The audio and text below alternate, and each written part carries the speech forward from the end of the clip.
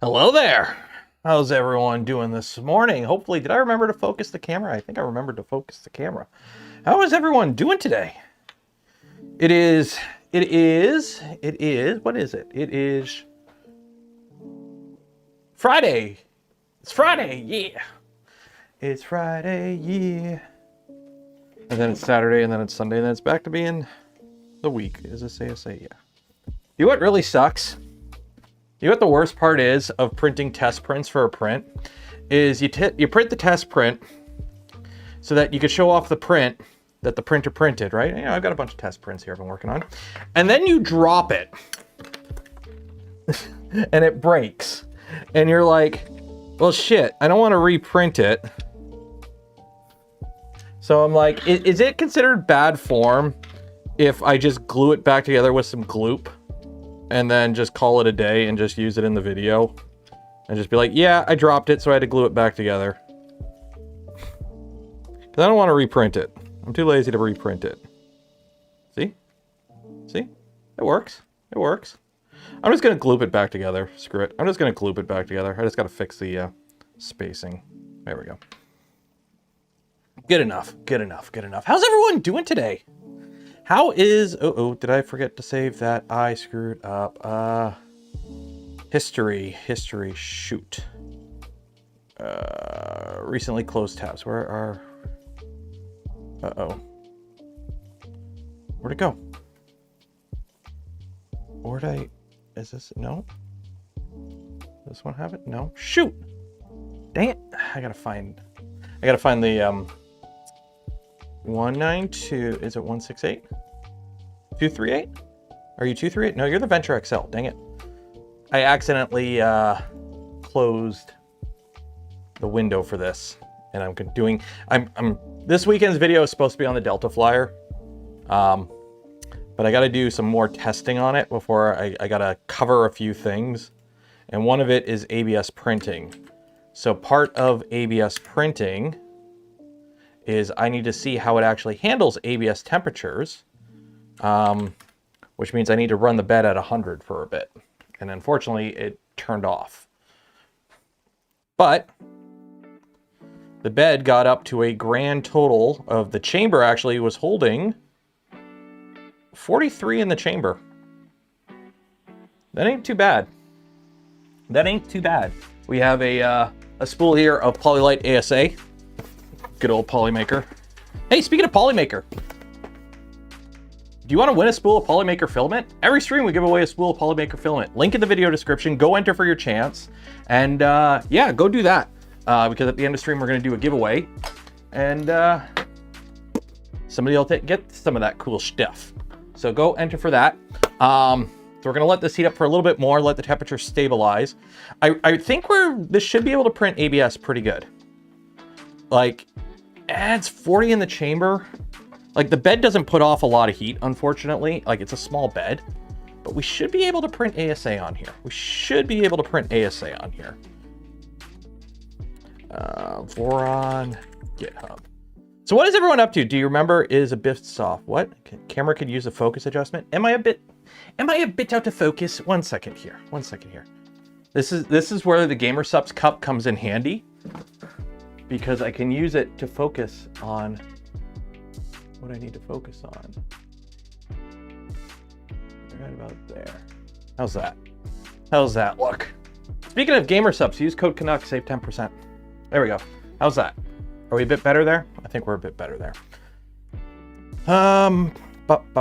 Go through chat. Happy Friday, happy Friday, happy Friday. Printed one of those and I've dropped it. It didn't break. Is yours Pet G? No, it's PLA.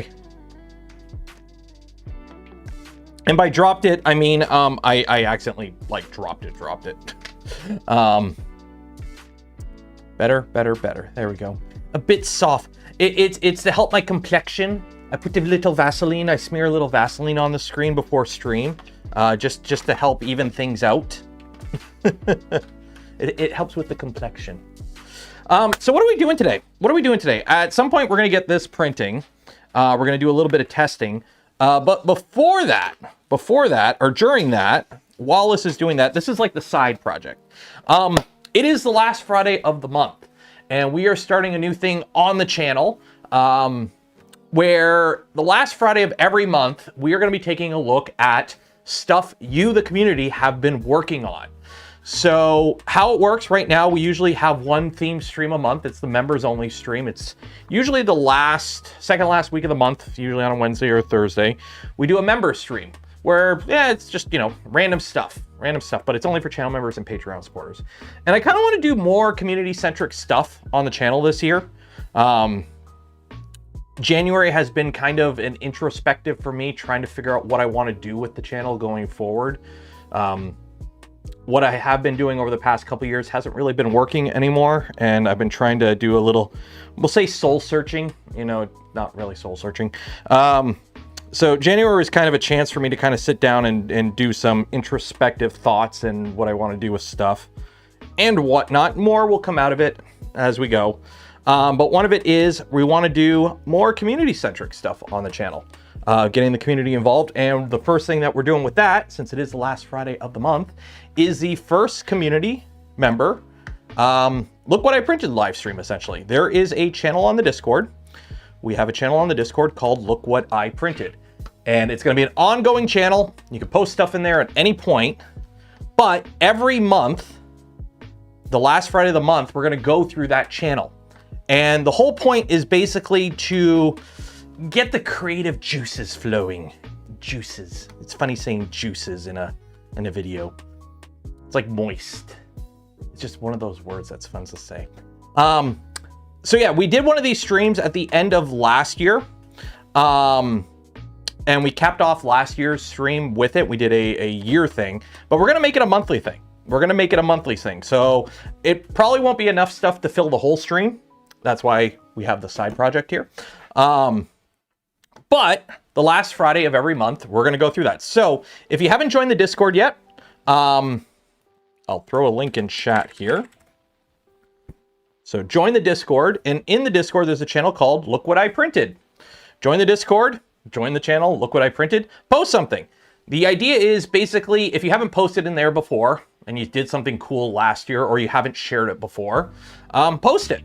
A printer build, some cosplay, just a really cool print you did, just anything you want to share. It could be something you designed yourself. Self-promotion is a-okay in this category, right? As long as you don't come off too hard. Like, don't be trying to sell some Kickstarter shit in here. But it's like, if you design something yourself, post it, share links to the files so other people can do it. This is kind of trying to get people more than just printing shitty landfill on their 3D printers, right? We want to get people kind of inspired and using their printers for other cool things other than printing landfill. So that's what we're going to be doing every month going forward.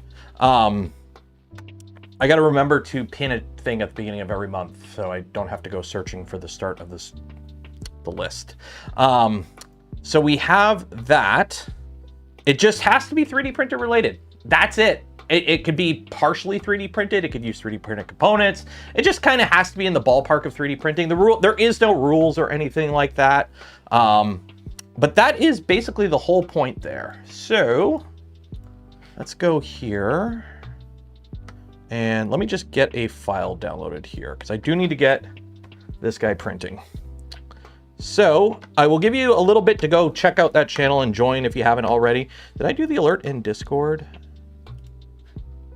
Yeah, I did the alert in Discord. There we go. Oh, shoot. Don't tell me it. Damn it. Damn it. Okay, if I click out of that channel and then click to a different channel and go back, it loses my spot in the scroll. That is annoying. That is annoying. Okay. Shoot, where'd it go? Ah, this is annoying. Logistics. There you go. Where is... There we go. Okay, so there we go. There's some new stuff. Okay. I'm about to print 50 kilograms of PETG for storage drawers. That is a lot. Okay, so here's the thing. I'm going to be that guy. Is it worth it to print 15 kilograms of PETG? So that's 15 kilograms of PETG, $20 a spool, let's say. So $300 in filament, plus all the time, the electricity costs for drawers. Is there an IKEA that you can just buy drawers at? Like, I don't know. It just seems very... one second. I gotta find the Voron Stealth Burner. I'm trying to find the Stealth Burner front face so I can print the Voron Stealth Burner on here. That's my go-to ABS print. It's like people doing the Gridfinity or whatever. It's like, it's a lot of time and stuff for a grid. Get a laser and get some balsa wood. You can make it a lot quicker and cheaper. But yeah, whatever. You do you, fam. You do you. 20th of December. I think we did the stream on the 30th. I think the stream was on the 30th. Okay. So I did find out this Hotend in here kind of sucks. Also, we are not fitting a stealth burner on here. What scale of a stealth burner can I print on here? Okay, we'll do 80%.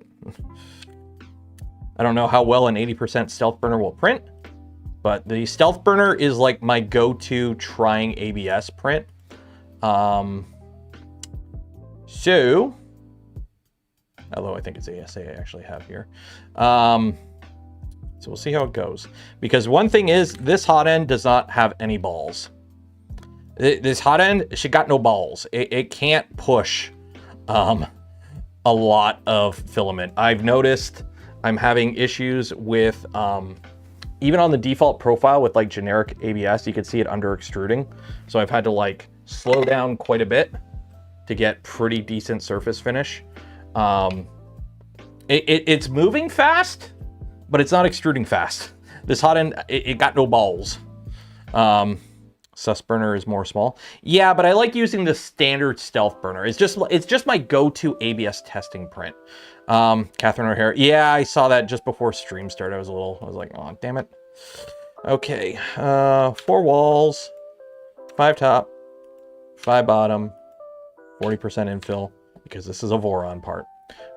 Standard that, speeds, I gotta drop the speeds probably. I did drop the speeds. Inner wall, outer wall. There we go. Okay, slice plate. So let's see.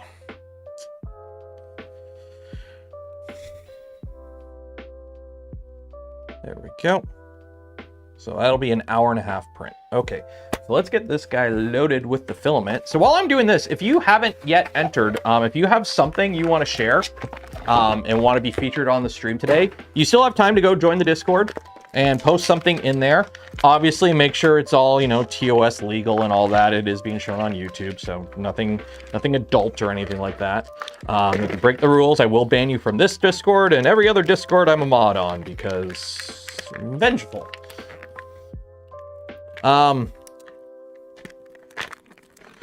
What's my go-to Hotend? I don't really have a go-to Hotend, I'll admit. I use whatever Hotend the kit that I'm building comes with.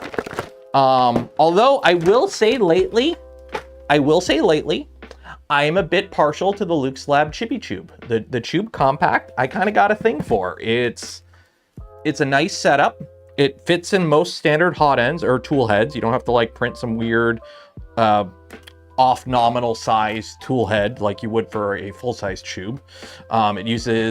You could use standard heater cartridges. It uses V6 nozzles, which I've got a ton of. There's a whole ecosystem. So I've kind of been liking the Luke's Lab Chibi Tube lately, the Tube Compact. The Chobe, as you would call it. But yeah. Okay. Let's heat you up. So I got to heat the Hotend up to 60. I wonder if this printer is going to have trouble holding nominal temperatures.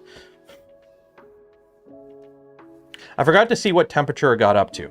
So, by the way, according to the Hotend, the Hotend just chilling there with the fan on like 25%, the bed at 100 degrees. It was still heating up after half an hour. It was getting 45 degrees Celsius in the chamber, which, considering it only has that itty bitty bed to heat up, that ain't bad. That ain't bad. That ain't bad. Why does the bed seem a lot smaller? What do we have for the bed on this anyways? Printer. 115 millimeter cube. What do we got for XY? 110. Yeah, it's 110. That's why. Okay. Yay, circles. Export G code. Save stealth burner. Okay.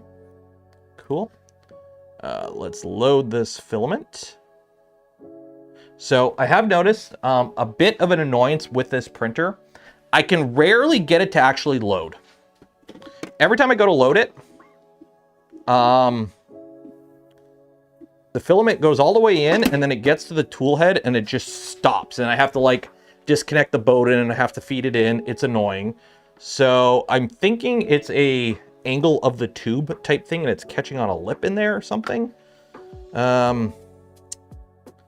Load. Where's load? Load filament. Okay.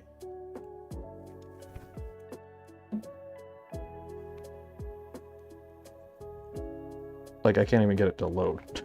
Do I have broken filament in there? Okay. So I'm gonna have to wait for this to finish. Dang it. Screwed up.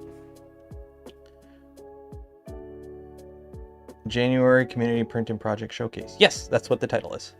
The TZ V6 is a good Hotend for the price. Best bang for the buck there if you price tube is prohibitive. Yeah, like, don't get me wrong, the tube is a little on the pricey side. Let's be honest, it is what it is. For those that care, it's made in America. I know for some people that gets your juices flowing, get your blood pumping. So for some people, it's what they want to hear. Me being a Canadian, I couldn't care less where it's made, but load filament. Come on, load. There we go. Now it's grabbing the filament. So this is just fresh out of the box, polymaker Polylite ASA. If you're wondering what we're loading here. Look at it go. Look at it go. I wish it would play like a little jingle while it loads. The Price is Right yodeling.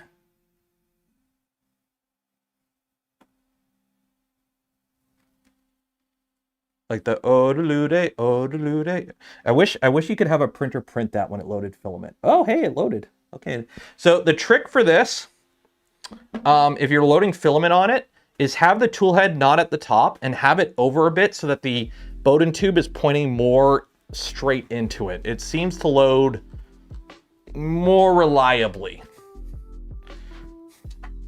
Also, this printer has heat creep issues. If you try to print PLA with the door closed, it has heat creep issues.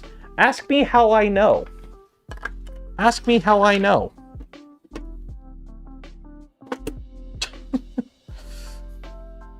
Okay. Turn that off. We're going to extrude that and then retract 5.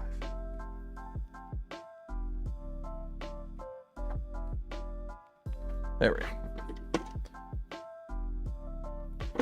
Okay, so once we get this print going, we'll start going through the community stuff. Upload and print. There we go. Also, hey, don't forget to, while you're entering for that spool of Polymaker filament, link in the video description to enter. While you're down there, don't forget to like the smash button, ring the bell, subscribe if you're not subscribed. That way you get notifications when I go live.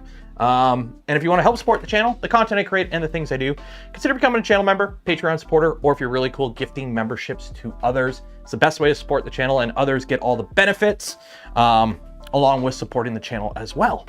So it's a win-win, because you get to hang out when we do member stuff, you get access to extra channels in the Discord, and early videos. Did you close the door by any chance? Right now, the door is closed. We are printing ASA, so I have to have the door closed. But this does take a while to heat up. This is not the fastest heating bed in the world at ABS temperatures. Inner diameter Bowden tube on the Delta Flyer seems a little large, so I replaced it and it's resolved your loading issues. That's a good point. I don't think... Yeah, maybe it is. Maybe it's like a 2.5 or something. It's not a 3 mil ID. It's not a 3 mil ID. But maybe a little bit of a tighter Bowden would help. That actually might help. Maybe I'll do that if I can find I should have some tight bone in somewhere. But yeah.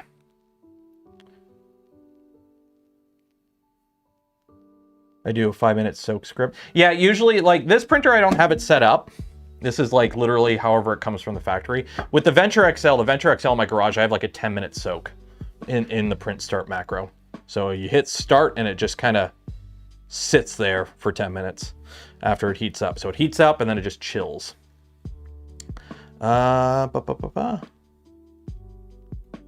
Oop. ADC out of range.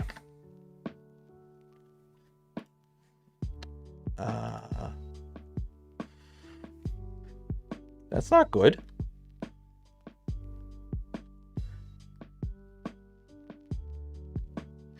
Bed? Where's the bed? Oh, max temp is 110. Okay. Let's, or 105. Okay. Let's, oh my God, look at all this out-of-date stuff. Should I hit update? I ain't risking hitting update. Okay. Let's try this again. Print. Whoops-a-doodles. Whoops-a-doodles. Can you set it to, well, usually what I just put a pause. For the heat soak, you just put a pause. It's like an M, I can't remember what the M whatever or G whatever, and then milliseconds. So I have it like pause 6,000 milliseconds or however many milliseconds 10 minutes is, basically. What are we doing? I'm getting an ABS print on this printer going, and then once it gets going, we're gonna look at the community contributions for the live stream. So what people have been sharing on the Discord over the past month. There is a heat soak macro on the flyer. Is there? It's not in the print start. Bed temp, buzz, buzz, buzz, clear, cycle torture, cycle XY big. Low temp check, M6000. Is that the heat soak? Low temp check. I don't know. So hopefully it doesn't error out this time, because it errored out last time. Oh shoot, what is this? What is the max temp for the Hotend? Shit, I should probably check that. Extruder. Extruder, what is your max temp? 290, okay, we're good. We're not gonna run into that issue. Maybe heat the chamber. Is the camera quality down here worse than the garage? The main camera, yes, this is only 1080p. It's a 1080p camera, so if I punch in, it's zoomed in. It's the camera in the garage is a 4K camera, so when I do my punch in, I can, it still holds a pretty good pixel density. Trying to get the dribble off there, but when I zoom in, it loses it. It is what it is.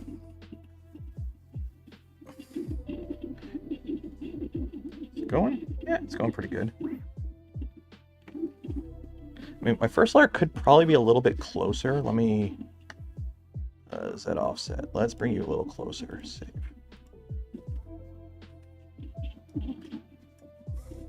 There we go. But the print has been, like, the printer can print pretty decently. Here's a random small torture test model I found. And it is a bit on the stringy side, probably because of the loose Bowden tube, but it does print pretty good. It's just very, this filament's probably a little wet, but it does print pretty good when it does print. Update is hell, but it fixes a few, know what the heck it is problem. What? Don't hit the update. Oh no, we're not hitting the update.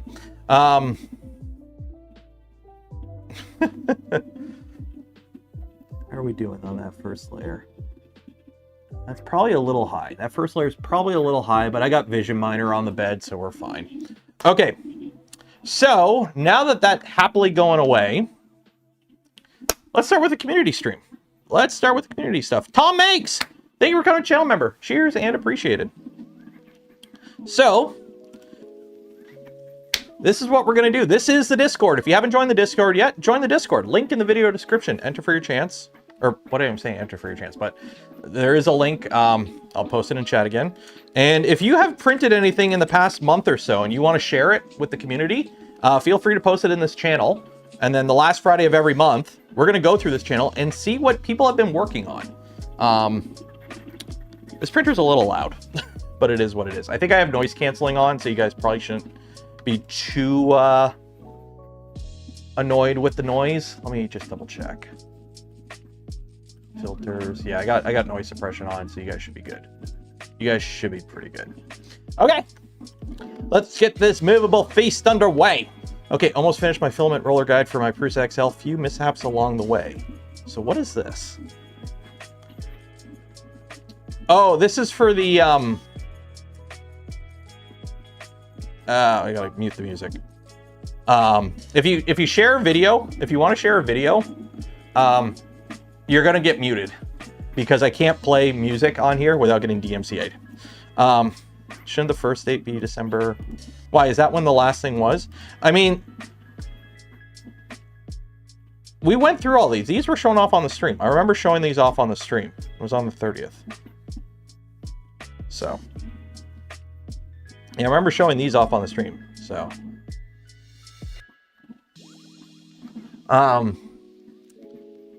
so what is this? So it's a Prusa. Oh, is this for flexibles? Yeah, I know some people have been having issues with the flexibles. What I've seen people do with the XL to feed flexibles, and I've done it, you hang the filament above it. So what you do is you basically just get your spool of whatever, and you literally just hang it above your XL and feed it right into the tool head. Because with flexibles and how long the Bowden tube is on the XL, I've had okay luck printing flexibles on my XL when I have had to do it, but I can see it being a problem, especially with the really soft stuff. So I get trying to avoid that.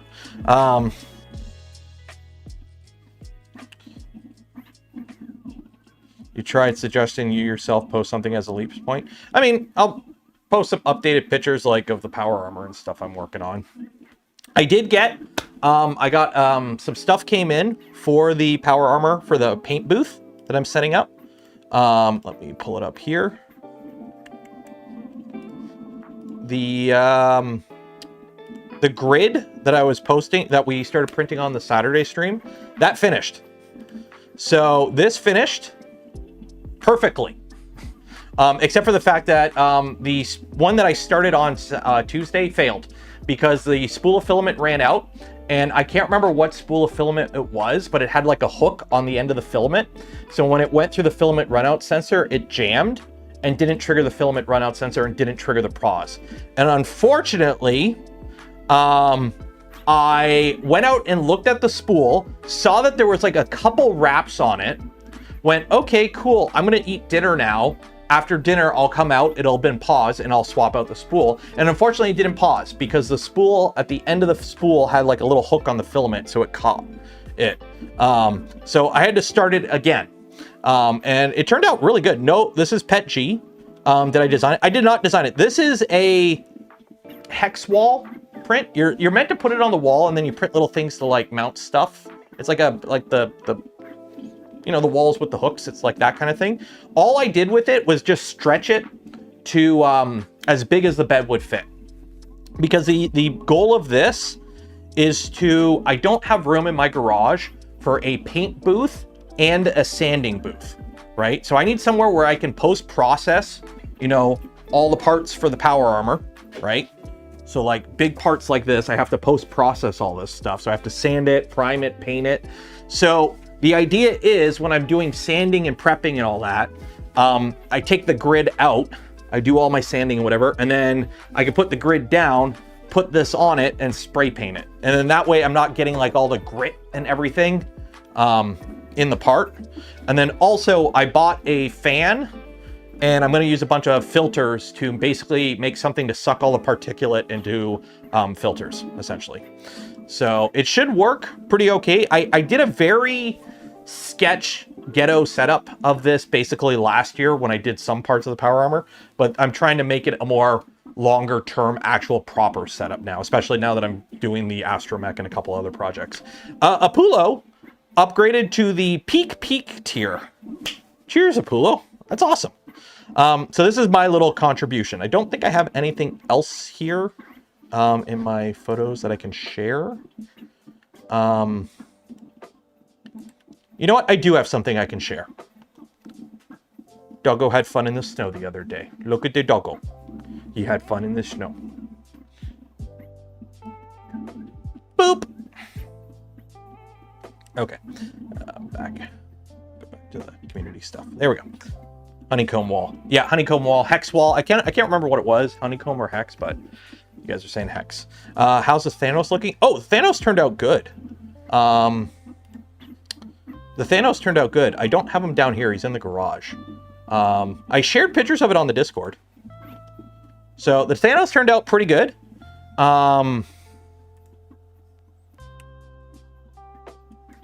It could use a little tuning, but like for a fresh, you know, an untuned profile, a little bit of layer stacking issues. So one thing you do have to kind of worry about with the tap, if you print something like his jaw here, where you have a pretty big overhang, because the tool head can ride up and down, you don't have that force pushing down the brim. So you know how when you print like an overhang, how it likes to curl up, and then when your Hotend comes by, it pushes it back down? What ends up happening with the tap, because the tap tool head, it can move up and down, it won't push it down as hard. So you do get some artifacting on layers above a pretty heavy brim. A little bit down here too, because there was a pretty bad brim there. So that is something you kind of have to, nature of the beast with this kind of tool head, is if you're coming off a pretty hard curl, it won't push it back down flat. So it'll eventually even itself out, but it takes a little bit. So that's just something you kind of have to be aware of. With nozzle probing tool heads like that use something like tap, where you might have it, can you use 2 magnets on the tap instead of the screw and magnet to give it more hold? The problem is you can't make it too resistive to moving, because then you start getting more inaccuracy in your probing. There's a sweet spot between the tool head moves freely enough to get very repeatable results without it either requiring too much force so your bed flexes, or inconsistent results. So yeah, it is what it is. It is what it is. Okay, zoom. This one, the original one was sticky on the lens, so I made this. So what is this? Oh, is it? Oh! That's a simple little print. That would be, oh shit. Microplastic, if you're in chat, can you share the STL for that? My overhead camera uses a, I think it uses pretty much the same or close to the same camera. And I have to like manually move the ring. So having something like that on it would be kind of cool. Actually, you know what'd be really cool with this? If you had a little servo on it and then a knob. So that way you could just have the servo, move it and do focus in and focus out while it's up out of the way without you having to reach up there and physically grab it. That would be pretty cool. So you could, I mean, to be fair, this is a common thing in cinema lenses where you have like gearing on it and then you just have a servo with herringbone teeth and it just spins it, right? So that is, it is a thing in the industry. Andy Miller gifted 5 community memberships. Cheers and appreciate it. You could CAD this, no problem. That is true. That is true. The whole point of the stream is also to pimp your wares.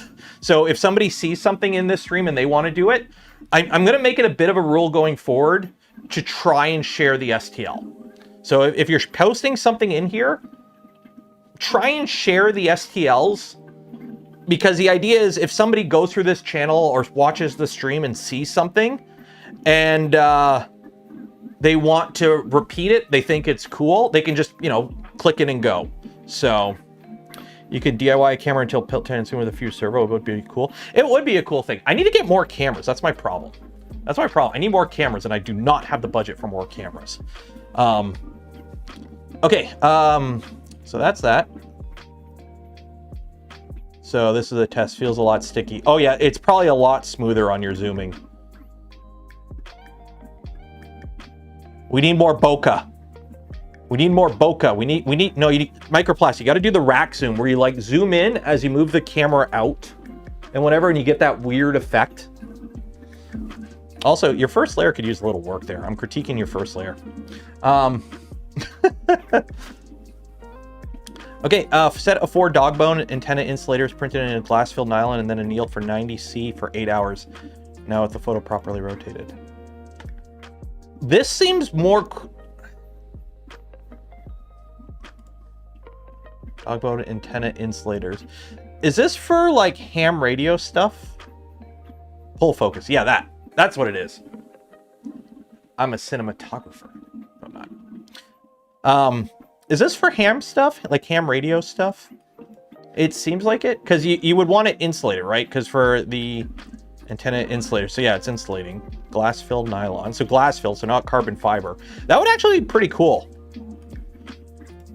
Like, there's whole mathematical formulas for antennas and whatnot, and like how you should design them, and like how long the wire should be in bends and whatnot. And I'm pretty sure using 3D printed stuff is pretty common for like the jigs to make them. I'm sure our friends over in Ukraine probably have some pretty good experience with that sort of thing. I upgraded to Peak last month. That was the renewal. It says renewals on here. I thought it didn't say renewals. Remember for 2.5 years and had known there was no tier. For the first little bit, I don't think we had tiers, and then I added tiers. First print on the Core 1 Plus, some fine string, but other than that, good result. There you go. That's a nice little clean. That's the licorice bowl print, right? The little candy licorice bowl. That's a nice little print.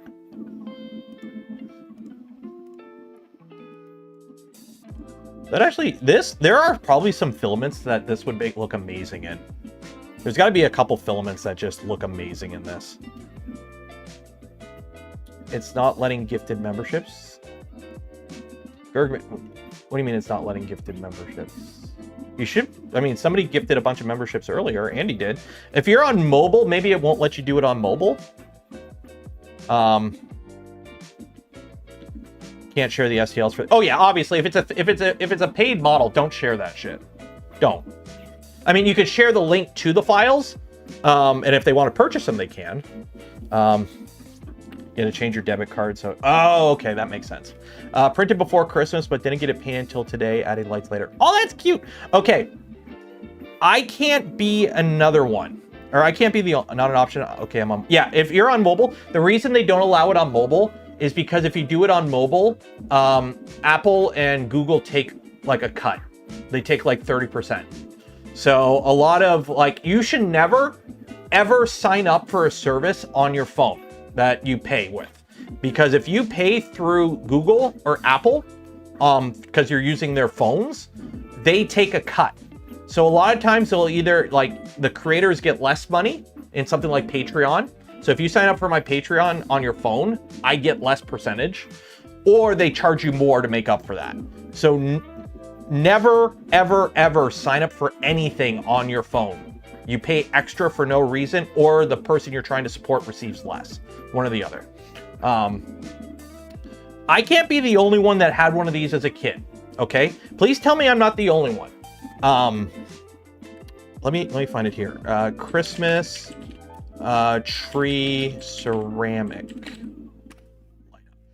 Okay, please tell me it looked like this. It was like a ceramic Christmas tree. It had little glass lights that were like painted, and you had like a light bulb in it. Okay, there were a couple different styles of them.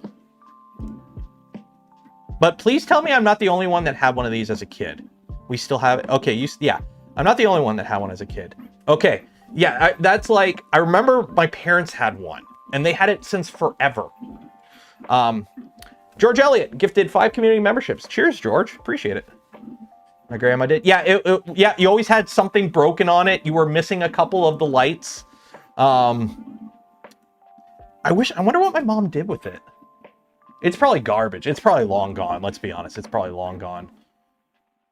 Lens hood, LDO dark teal ABS. Ooh, nice.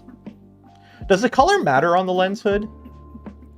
I mean, depending on what you're recording or photographing, you don't need a lens hood. The lens hood helps with like reflections of light depending on your lighting setup. I think I have a lens. Yeah, I think. Get over here. If you want to know, this is my camera setup. So this is. Oh.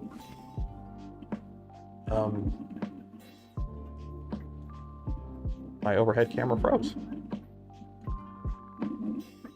Overhead camera froze. Oh no! Overhead. Activate. Activate.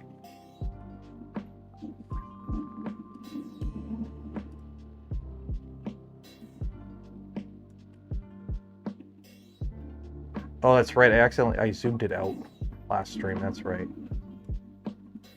The last Gundam building stream, I zoomed it out. This is my camera rig for recording videos. So this, when I record videos for the channel, when I do record videos, this is my rig. Put that back over there. Unless you want a color effect. I wonder what else. Like, you can get pretty creative. I've seen people print like housings for their cameras. I'd be a little hesitant to print like a cage. But like little extenders or mounts, a bunch of my cameras have like cold shoes that I printed, 3D printing cold shoes. Gervin, gifted 5 community memberships. Cheers and appreciated. Need to run Cinnamon Night with, ooh, George, what are you watching, George?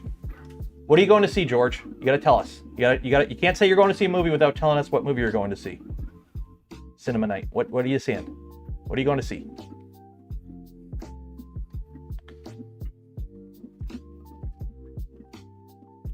Yeah. Dang it, I kind of want to make one of these now. Maybe for next Christmas. Doing one of these big on the Venture XL would be kind of cool. Brought some 3D Gloop, use your affiliate link, and they shipped it UPS, and now it's lost. Oh no! Oh no!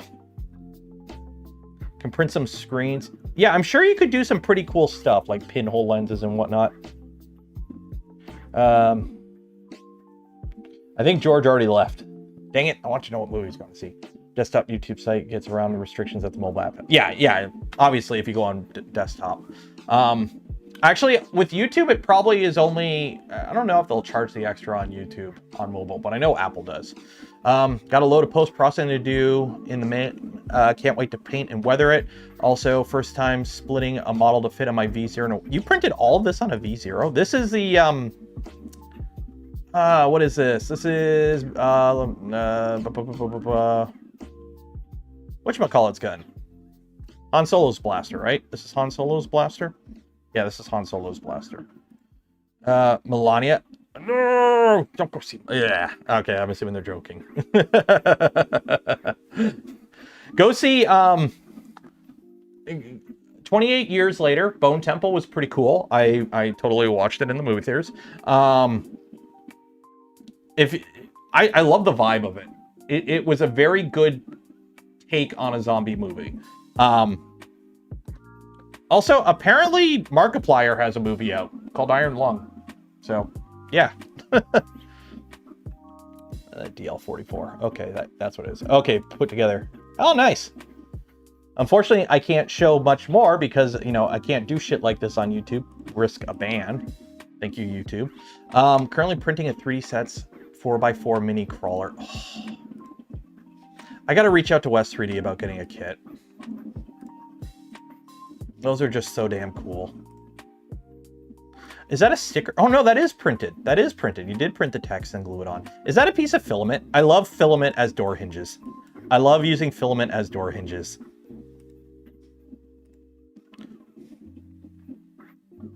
I love the green too. I love the sparkly green. Is it like a... Although you could tell like the AI upscaling filtering is playing havoc with it.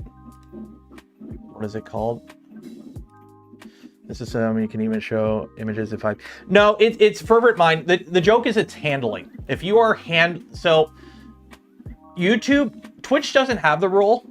Like if we were on Twitch, I can go grab my AR out of the safe and show it off, right?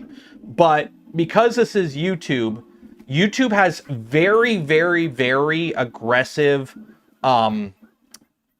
moderating of anything like pew pew related. Unfortunately, it's because people have done some whacked out shit on live streams. So YouTube, basically, if you're holding a firearm or anything it thinks is a firearm on a stream, it's gone. You get taken down. So like we did, a couple people have been hit with issues for Nerf blasters. Like I got a stream taken down and banned for a Nerf blaster build a couple years ago, which honestly like shook me and maybe a little paranoid.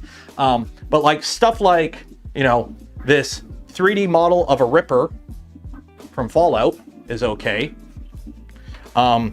This laser pointer from Fallout as well is okay, because this is a laser pointer. See, there's the laser. Pew pew. Look at it. It's a laser pointer. Pew pew. It even has batteries. Okay, so you can reload your batteries for your laser pointer. Pew pew pew.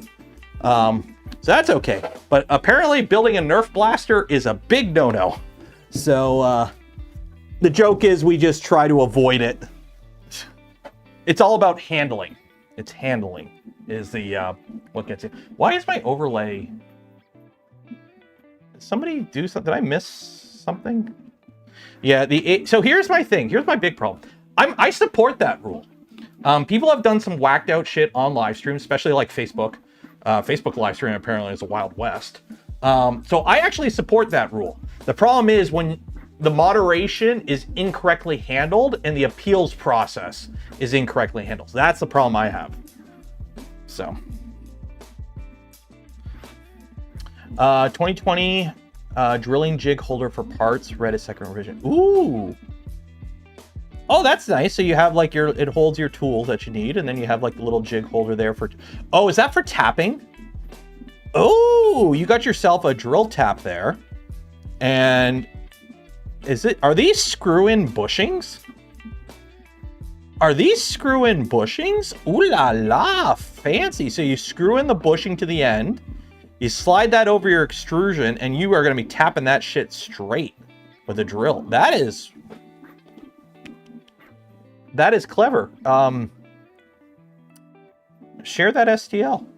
Edit your post to share that STL. That is, I don't have any of these equipment, but that is pretty cool. If you designed it, yeah. If like, this is a perfect example. If you design something like this, and you want to share the file, share the file.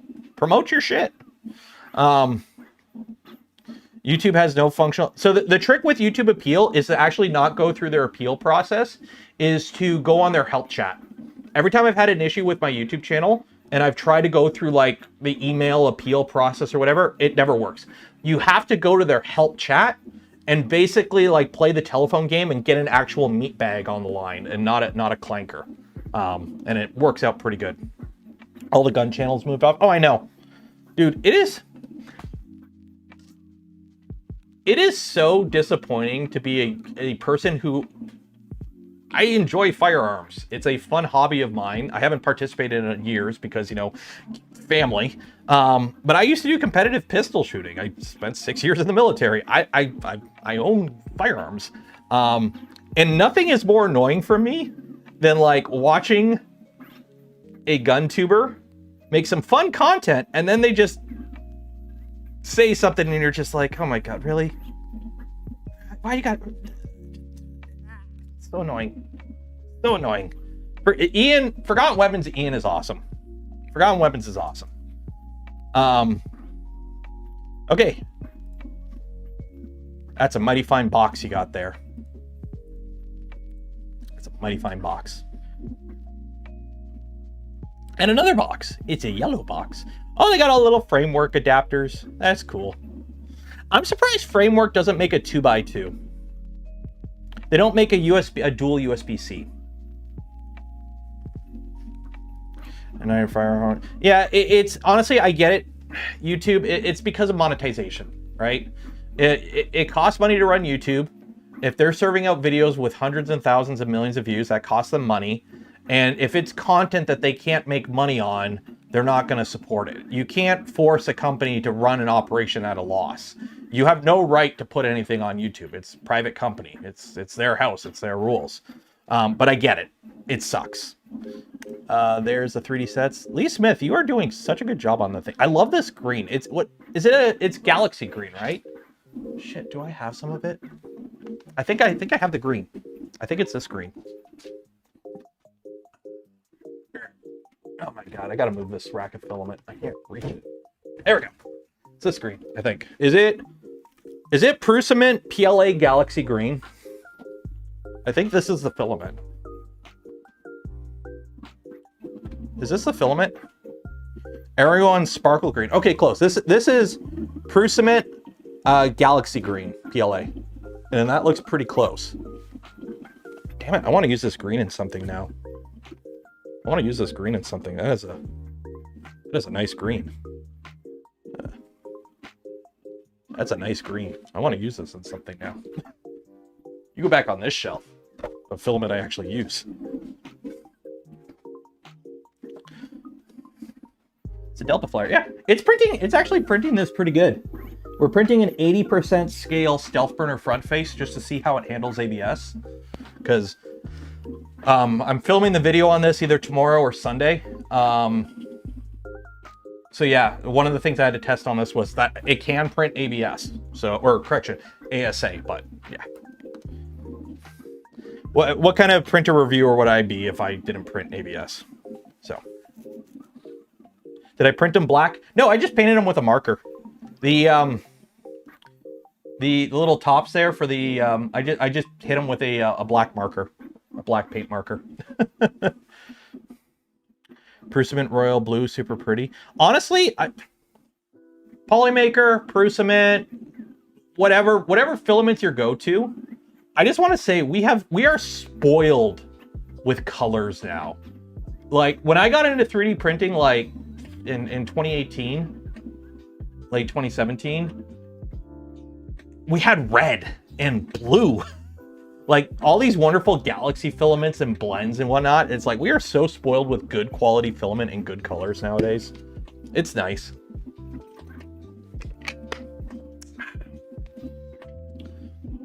Here, put that up here. Might as well use the printer to promote products while it's here. Filament Goldfish is incredible, but now I'm hoarding it because they don't want to waste some med. Yeah, that's the problem. I still have a couple spools of Polyalchemy Elixir. Like legit Polyalchemy Elixir. I still have a couple spools of it, and it's like I don't want to use it because that's all I got left. Emergency stop button, USB skirt on my stealth changer. Button is latching, controls two normally closed 10 amp switches, one for bed, one for the power supplies. It could serve as a more accessible on-off for rare times when I shut down the printer or absolutely positively need to cut power now. Haven't uploaded to printables yet. Nice. I love me a good chunky e-stop. I've built a few things that have had e-stop buttons that weren't chunky, and I was so disappointed. An e-stop, when you hit that thing, somebody 2 counties over should hear that click. Like, it should be a thunk when you hit that bitch. Horizontal Z chain cover, clean.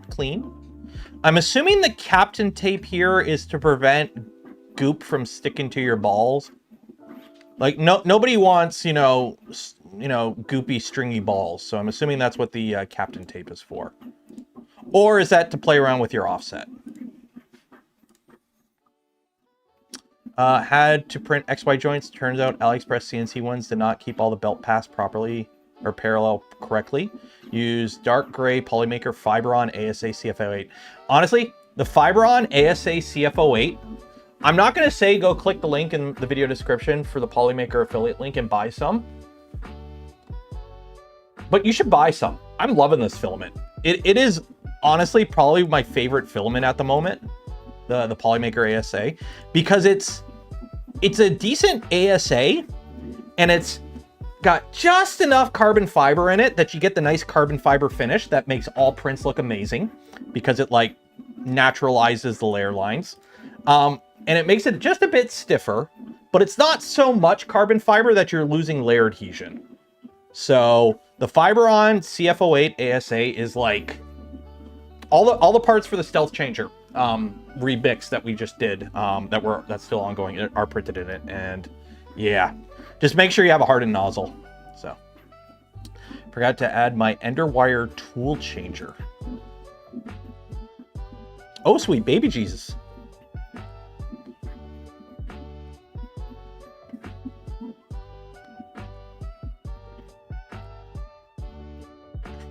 Okay, so we have...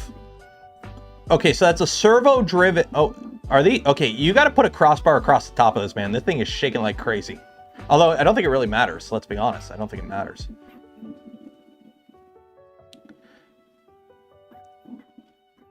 Yeah, so you got a belted Z, so you got fast up and down on the Z.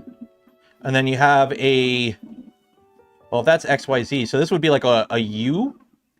Would it be U or C? I can't remember what the... CNC folks, what are the alternate axes on CNC? You have XYZ, and then you have like U... I want to say C? I can't remember what the other ones are. Y? I can't remember what the additional axes are on CNCs. But anyways, so you have like an additional thing to move it forward, and that's 2 motors on a rail, and probably a belt moving it. That is cool. But see what I mean? This is the problem. I mean, you overcame the problem beautifully here. But this is the problem with bed flinger tool changers with this kind of docking, undocking. Because now you have to have some sort of in and out. This is why putting like an index, like if this you could put index on. If you wanted to put index on a bed flinger, something like this, either up at the top here, or you could have it up in the front, or have, well, it would have to either follow. So if you were to do, if you wanted to do index on a bed flinger, you would either have a fast Z, or just take forever, or you'd have to make this dock undock move with your x-axis in the Z, essentially. So that is cool. That is a good job. Good job there, buddy. Who did that? 3D5 My Life. That is cool. Isn't that a switch wire? It's a heavily modified, it's an ender wire, which is like an ender modified into a switch wire. It's tested on a Mark IV. It's been tested on a few different things, but just because it was originally tested on a Mark IV doesn't mean that that's the optimal setup for it. In case you haven't noticed, most of the stuff they've shown off with it lately are on Core XYs for a reason. It can be done, but it's a lot easier on a Core XY when the whole tool head can just is always in the same plane and just going up and grabbing, versus like, okay, now it's up here, now we gotta get up there, or this has to travel with it. Having the Z move makes it a lot more complicated. On a V2, it's kind of easy because you can just mount in the front and have it move with it. But on a bed flinger, you only have one axis of movement in the Z. It moves in the X and the Z, not the XY and the Z, or just the XY. So it makes it harder, but it can be done. It just a Mendel Index. They have some old printers at Bondtech. Okay, I printed myself cake for my birthday. Aw, that's a cute little cake. PA1. I'm assuming this was multiple prints. Yeah, this is multiple prints and then attached together. That's cool. Did you use who is this? Rose? Is this Rose? Yeah, Rose. Did you use fuzzy skin for the green? If so, that worked out really good. The slightly mismatched layer stacking on the green worked really good for those bushes. That looks too damn tasty. Now I want a cake. Anyone else hungry? I'm hungry now.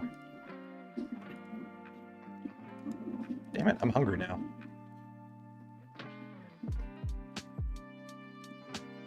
Still working on the print. Very nice. Coming along. Printed on the Positron 3.2. Oh, is this like the current flavor of the month for landfill prints? I think I've seen a couple videos of, like, in my shorts feed when YouTube's like, here's the shorts feed. I'm like, go away, and I see a bunch of these prints now. They all like slide together. Is this the new generation of flexi stuff? I mean, it's cool. It's a fun fidget toy. It's a good tolerance test too, because you have to be able to consistently pull off tolerances for that.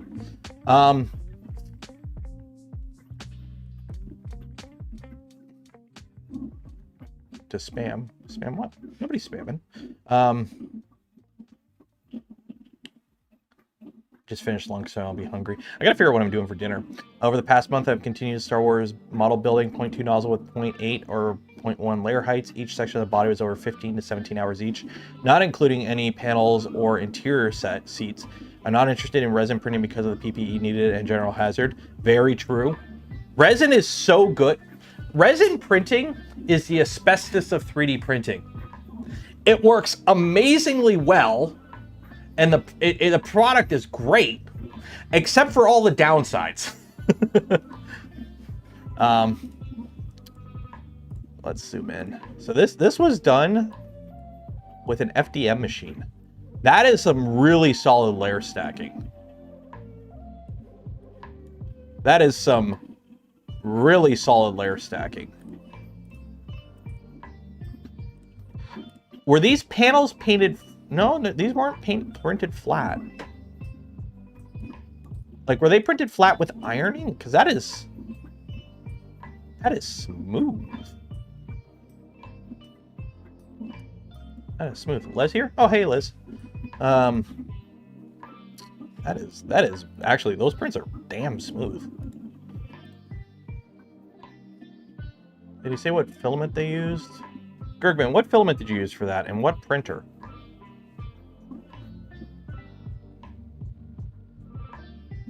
Okay, also finished the majority of my 2.4. Oh, nice. Very nice. Clean build.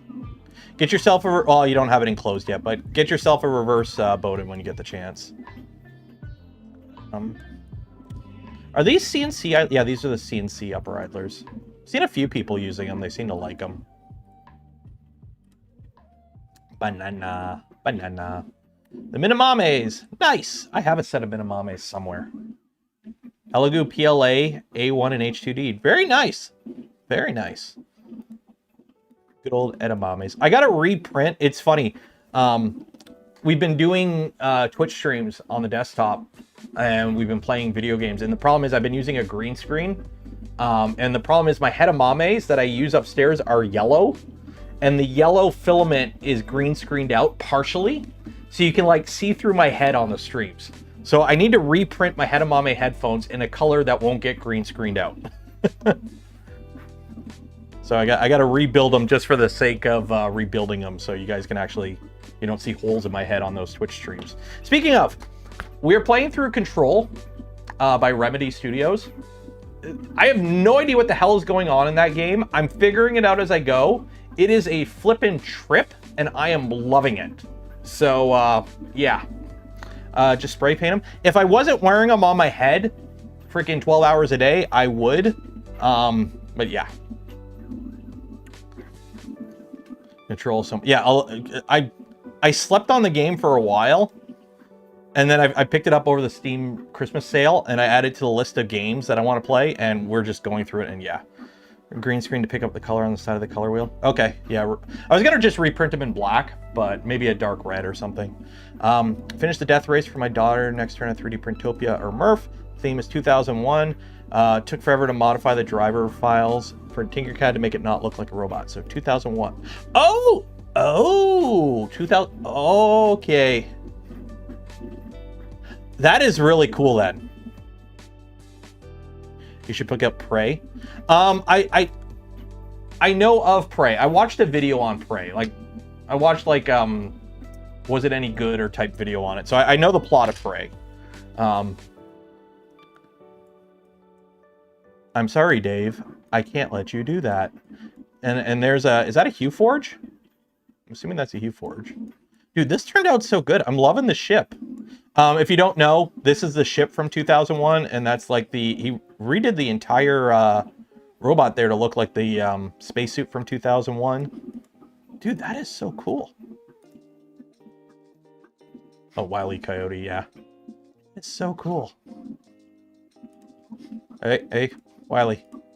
Got some VFAs going on there, buddy. Dude, that is so cool. L9000. Dude, that is so cool. I love the astronaut. I love because here, let me pull it up here. Oh. 2001 Space Odyssey. Here's the spacesuit.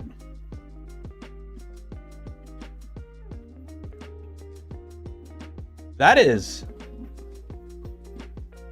good. That came out good.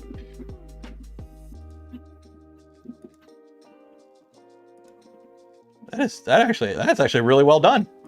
Congrats.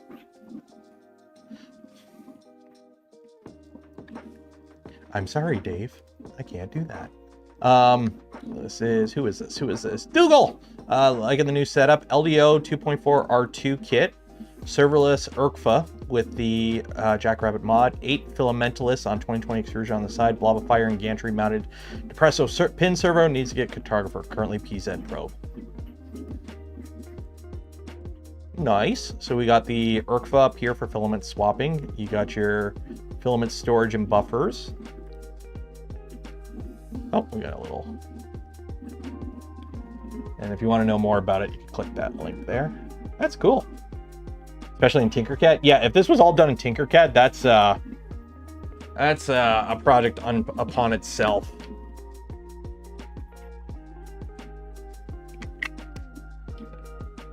Decided to 3D print my diamond plate pattern as magnetic covers for the Prusa Core 1. Still working on some other areas, but I like the look. I think I asked you to share the STLs for that. This looks really cool. I might do this on mine, or one of mine.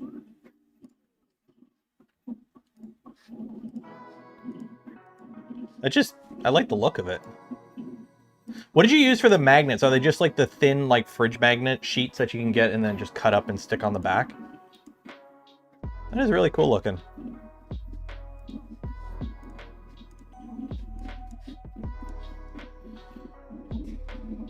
Yeah, and if you want to, yeah, you just print those and put a magnet on the back, and or did you embed magnets on them? Yeah, so you just got to get like a sheet magnet on the back and cut it out. That is really cool.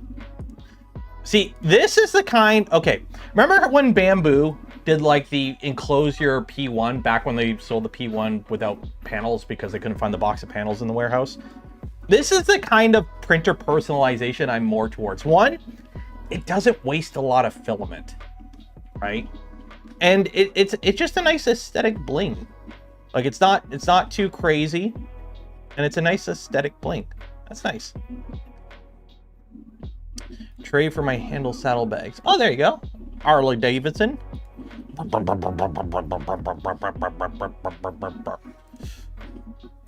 Diamond plate, all the things. Yeah, diamond plate makes everything look good. I printed a lot of Barbie size stuff for the granddaughter, so here's a Prusa XL designed by someone else. It's a baby Prusa. We have Prusa. Mom, can we have Prusa Mini XL? Son, we have Prusa Mini XL at home. Prusa Mini XL at home. The cookies? Apollo, hey everyone, Apollo has cookies. Did you bring enough to the class to share? Did you bring enough to share with the class?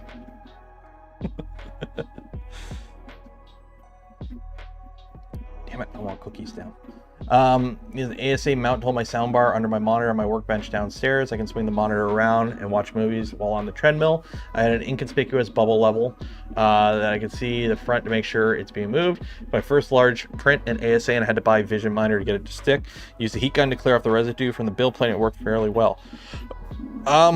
What were you printing it on if you had issues printing with ASA? Cat! Can't share doctor's order. Aw, they're medically necessary. Are they like the kind of medically necessary like the some of the prints I do on my Cocoa Press? Medically necessary? If you know, you know. Oh, your blood. Oh, okay, yeah. In that case, yeah, you need those cookies. Very clean. Very clean. I printed on the P1S. The P1S should have had no problem printing AB. Then again, these are pretty big. And the Bamboo printers, especially the first, like the original P1S, didn't really get that hot inside because of the poop chute hole and all that. But no, that's very clean. Very clean. That is a very clean mount. I'm assuming it just locks in on the Visa. Yeah, just like the same pull pattern as the Visa, so you just use longer screws. Nice. Very nice. Yeah, thin coat of Vision Miner. Clean the bed really good, soapy water, let it dry. Thin coat of Vision Miner, let it bake on, and then print is usually what I use. Oh, this was a 24-hour warning. Molded and recently printed the covers of the exhaust fan and the Cornell. On mine, keeping it sagging. So we got a little cover there, just a cable management. Very nice. I do love how Prusa just kind of, here's your chamber thermistor, and they just have a normal thermistor just sticking through a hole in the back. Good enough. Good enough.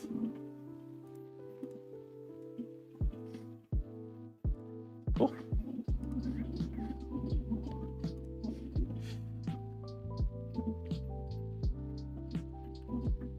You uploaded the link. Nice.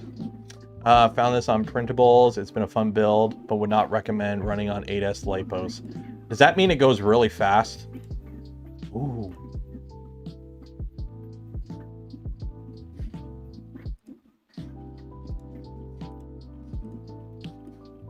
Oh, if this is running on 8S, this thing has got to be boogieing. That's like, what? 30-something volts? Uh-oh.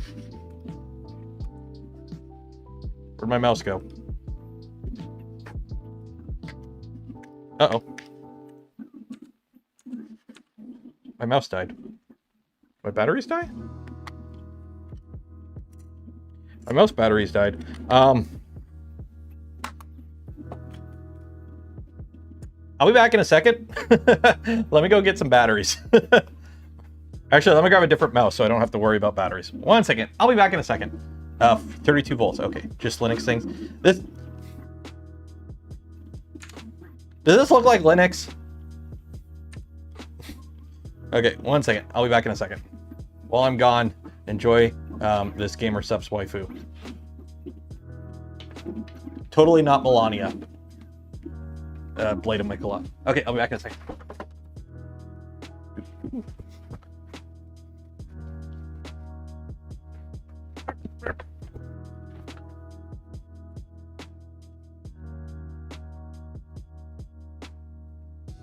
Spare mouse. Where is the spare mouse? Are you the spare mouse? No. That'll work.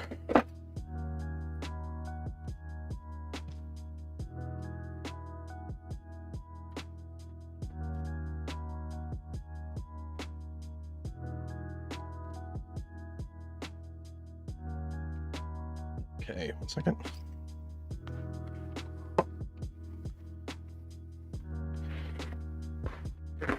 Okay.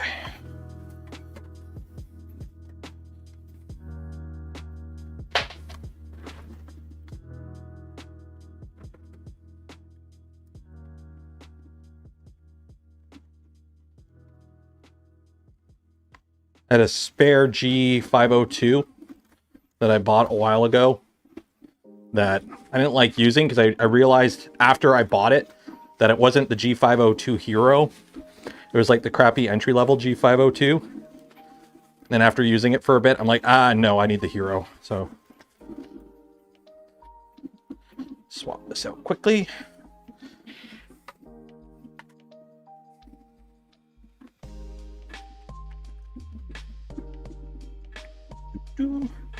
I've got a whole set of power armor on the floor in front of me. So unplug you. There, go over there, and we're going to plug you in.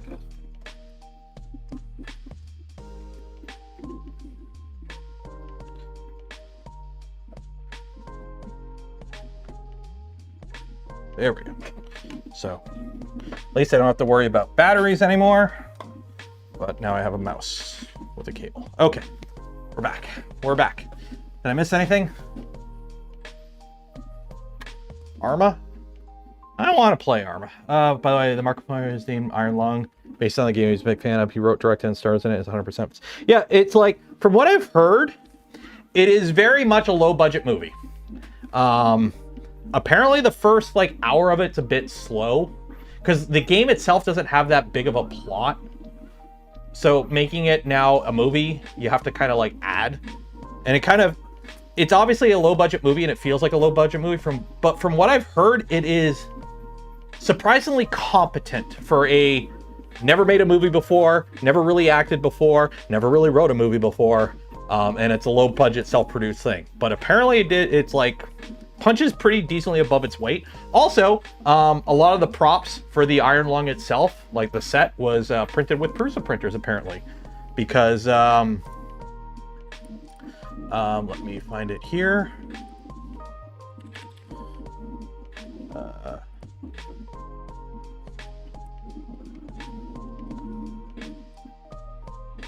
There's Pooch with Markiplier on the set of Iron Lung.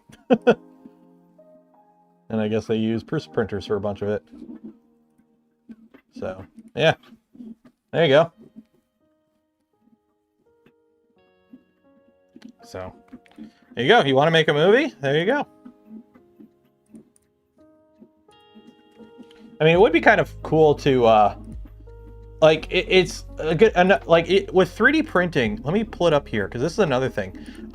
Who here knows Wexter? You guys all know Wexter, right? So, Wexter, a mask he designed was in the movie Megan 2.0. And he's like, what the heck? Like, they used his mask in the movie. And funnily enough, in the movie, there's also a Voron. There's a Voron in the background. They never put their front skirt on, though. Because you can see the panels and you can see the electronics. They didn't put the skirt on. And then you also have a Creale. So what I'm thinking, because apparently there's a whole box of them. Like, there's a whole box of these masks in the movie. And he's like, what's going on? Like, they didn't credit me or anything, which I understand. I understand, you know, it'd be a bit miffed. I guarantee you what happened is either somebody at the prop house probably has a bunch of 3D printers. I mean, they have a Voron. You don't just build a Voron for no reason. So what's probably happened, what I'm thinking happened, is somebody at this prop house is a fan of 3D printers. Obviously somebody is. They built a Voron. You don't just build a Voron for no reason. Especially for like set dressing. You don't build a functional Voron for set dressing. And they probably just went like, let's just print a bunch of shit to have. So we have like, you know, just Google masks, Google like just random props. And then it's like, hey, we need a bunch of props for this movie. We need a bunch of masks. Google mask, print a bunch, throw them in a box. It probably just, yeah, they probably either were sitting on a shelf of masks, box of masks. They probably have boxes of all kinds of random shit, just already pre-made, ready to go. And like, I'll be honest, there's been times when I've done videos where people are like, where'd you get the print? Where are the files for that print that you showed off in the video? I'm like, I printed it like 6 months ago. I have no idea. So yeah, like it sucks that he's uncredited. Like, you know, they used this file in a movie without, but it's like, there are so many chains and links in the chain where it could have been like, hey, you know, a senior guy, hey, we need, the movie needs a box filled with masks, like half face masks. And the person who just, you know, works on the floor at this design shop just went, shit, okay, I got to fill this box with half face masks by the end of this week for the movie. Goes on Google, 3D printed half face masks, downloads the file, prints a couple beds of them, does a quick paint job on them, throws them in a box. Here you go, boss, here you go. And the guy's like, oh, this is exactly what we need. Off we go. So yeah, it's just a prop. It's just a prop. And it's like, they probably put like no actual time or thinking into it. Just like half face mask 3D printed. And you know, which one kind of works, right? Like, oh, here we go, Cult's mask. Like, who knows, right? Because this movie was made a couple years ago, like last year, which means they filmed it 2 to 3 years ago. So, especially if it was made during COVID actually, no, it's probably past COVID restriction times. But you know what I mean? Like, there's just a lot of links in the chain where it just could have got snuck in and nobody realized that it was, you know, Yeah, it's from 2000, or the model's from 2021. So yeah, a 5-year-old 3D printed model just kind of, you know, made it on the shelf. It's like, how many times do you see IKEA furniture in a movie? So, sucks it's uncredited, but I doubt it was malicious. I doubt it was malicious.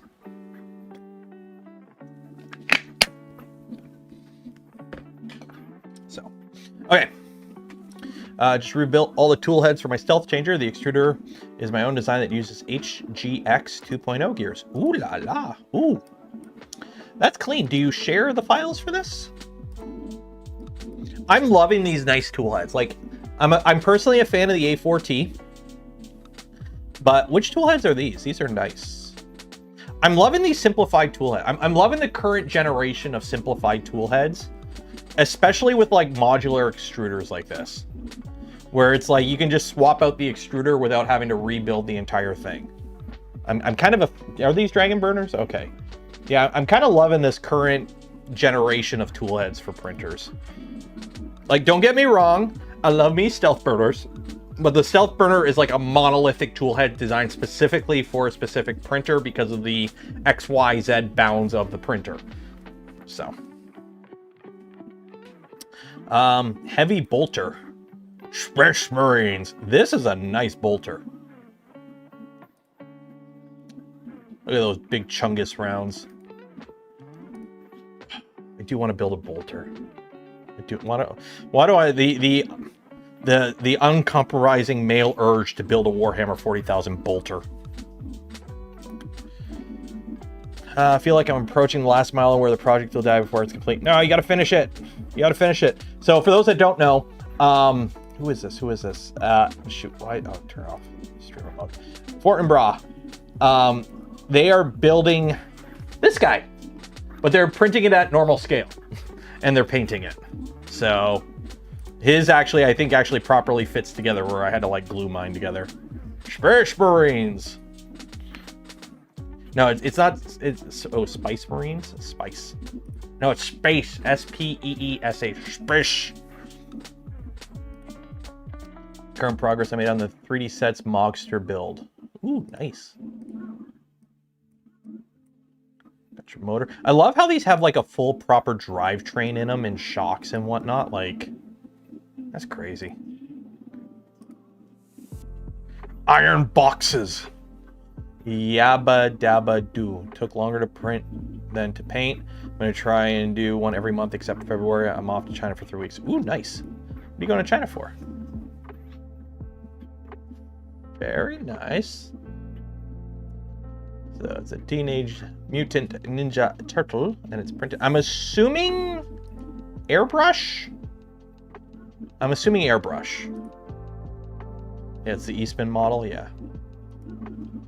Should build a 3D sets kit. They have a shop in Canada that sells the non-printed parts. I know. I gotta reach out to and get a kit. We got to start printing parts for the Micron build next. And that's a Saval SV08. Nice. 1 day, 18 hours to print that. Nice. Oh shoot, I don't have him out here anymore. Got mean over the years. You want to know what's funny? Go look up the original Teenage Mutant Ninja Turtles comics. One, they were pretty dark. Like, they were pretty dark comic. Two, fun fact, apparently the same, like, radiation goop or whatever that blinds Daredevil as a kid and turns him into Daredevil, that stuff goes down the sewer and makes the Teenage Mutant Ninja Turtles. They are both, like, the same origin story. Like, the same event created Daredevil and the Mutant Ninja Turtles, apparently. So. Yes, airbrush. Okay. My wife's Chinese and has a factory there. Damn! My wife doesn't have a Chinese factory. Reach out to Henry Cavill if you're doing Warhammer 3D prints and make something for him equal profit. I mean, okay. Is the Henry Cavill 40K stuff still moving forward? Like, come on. By the way, the Amazon has been announcing the cast for the God of War movie, and like literally banger after banger. Holy shit, banger after banger for like the cast announcement. So I've built a Micron before, Tiburon. I built a Micron before. I built one when they first came out, like the first generation of kits. Ooh, what is this? It's a piano. Ooh, shoot. Okay, this will be interesting to see this come together. When you get it done, Tuffin, you got to post a video of you playing music on it. I want a full concerto. Okay, printed my new Unraid server based on the lab racks design. Made it 2x8U and stacked the middle parts together. 24 dry base shipping up. Ah, dang it. I gotta trim my mustache. It's like, nothing is more annoying when you have like one random hair out of your mustache that's like, decides to curl up and poke your nose. It's like, ah, are we good? No. So I build custode. Dude, I've been trying to finish my own set of power armor for like a year. I gotta finish my own shit before I start making Henry Cavill power armor. Plus, I'm pretty sure if he's doing a Warhammer movie, he has much better grade materials. That's a very nice... Hey.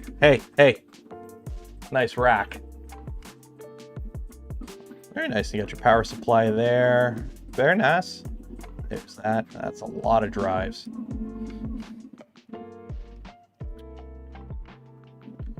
It's a full auction 2-octave piano with 3 working pedals. Damn. Spice King finally opted to print and assemble the second Hedamame kit I got. The old headphones at home were looking like... Honestly, I love the Hedamames. I have been daily driving them since they sent me a kit, and they are, like, amazing. I love my Hedamames. The only thing I had go wrong with them, I had a first-gen kit, and the wires... the solder joint kind of fell apart on it, but that was only an issue with like the older, very first generations of kits. They switched to a different wire, and I haven't had an issue since. All the plastic on the server makes you worry about ESD. I could see that being a thing, being worried about ESD. However, it's all grounded. Like, everything here is touching metal at some point, and all that metal is grounded through the ground in the power supply. So I could see you being worried about ESD. There is ESD safe plastics you can print. And some plastics are obviously more staticky than others. But I could see this whole thing is grounded, or at least should be grounded. So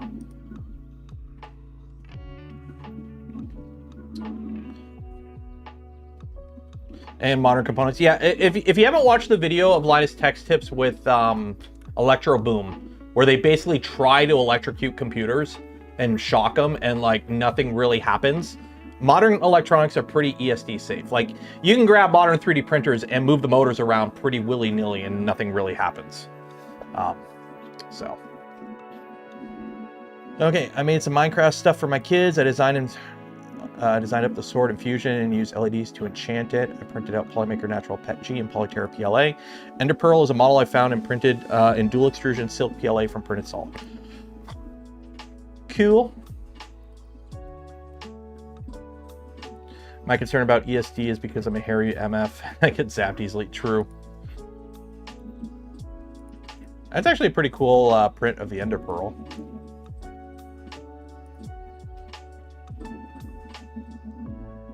Oh, that's cool. Honestly, this is way better than like the foam Minecraft swords that people get their kids. That's really cool. Not done a lot this month, but I did design this for the Printables Valentine's Day competition. Yours forever. Aw. Is this you, Steve? Is this you, Steve? I must say you got a pretty strapping jawline there.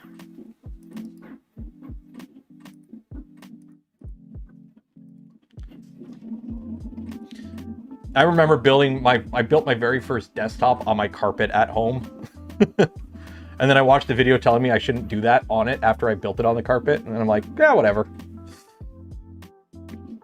Remember when there was that whole period in like computer YouTube builders, like computer builders, like there was a period in like, I think Gamers Nexus, LTT, they all did it, where they always recommended like, oh, make sure you put your ESD strap on and be grounded before you build a computer. And then everyone just kind of stopped caring. Steve wishes it was him. We're going to print and showcase. This is my latest print this month. It's Iconic Fab. Printables, the new branch is called Things That Shouldn't Be. So towel hooking.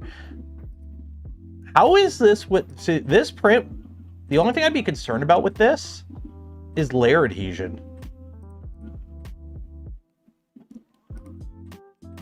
Like, the only thing I'd be concerned about with this is layer adhesion, because you are relying entirely on layer adhesion. What you can do, here's a trick. Here's a trick. I think we did this in Voron at one point for some older version of the printer. Make this hollow and put a screw through it. Or a pin. Make it hollow and put a screw through it. Anytime you have to have like a vertical thing like this that's thin, that you're worried about layer adhesion, put a screw through it. Put a hole in it and run a screw through it, because now it's metal, and metal don't break as easily as 3D printed plastic most of the time.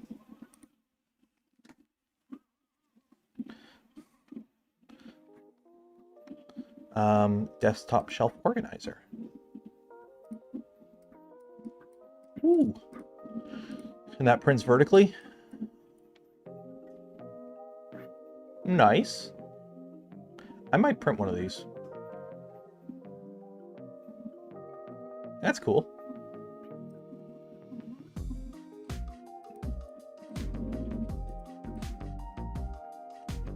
Yeah, that's pretty clean. Smaller than I thought it was. I thought it was bigger. Clean though. Holder for glasses. Ooh la la. See, I'm a hat guy. So you want to know what my holder for glasses are? When I go out, I wear my hat.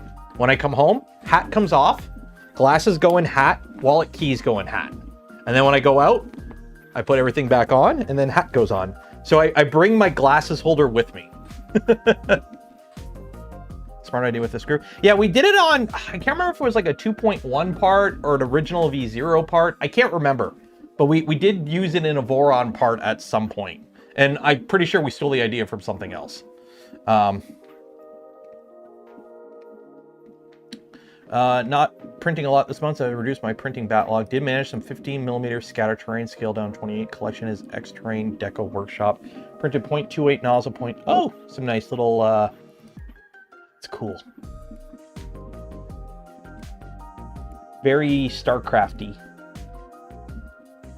Deco Metal Workshop. Nice, my mini factory. It is so disappointing. I really want to get into like a 3D printing war game or like a tabletop RPG, but I have nobody around me to do it with. My new bamboo X1C AMS stacker sits 4 on the printer. Sunlu, Petchy, gray, black. Assembled, and parts for the XL exclosure, and lots of XL sicko box. So that's all stacks for AMSs. Cool. And then the cheaper, more open source XL enclosure. You want to know what's sad? I had to print something on the XL last summer, and I had to print it in ABS. I had to print it for the robot. Okay, the little guy up there. You want to know how I enclosed my XL? I threw a garbage bag over it, and it worked. Obviously not the most the greatest way to do it. I've also seen people put their printer in a closet and just shut the closet, and that was good enough. So it's more about air movement. Ooh, damn, it's Galactica. Is this the original or the remake Galactica?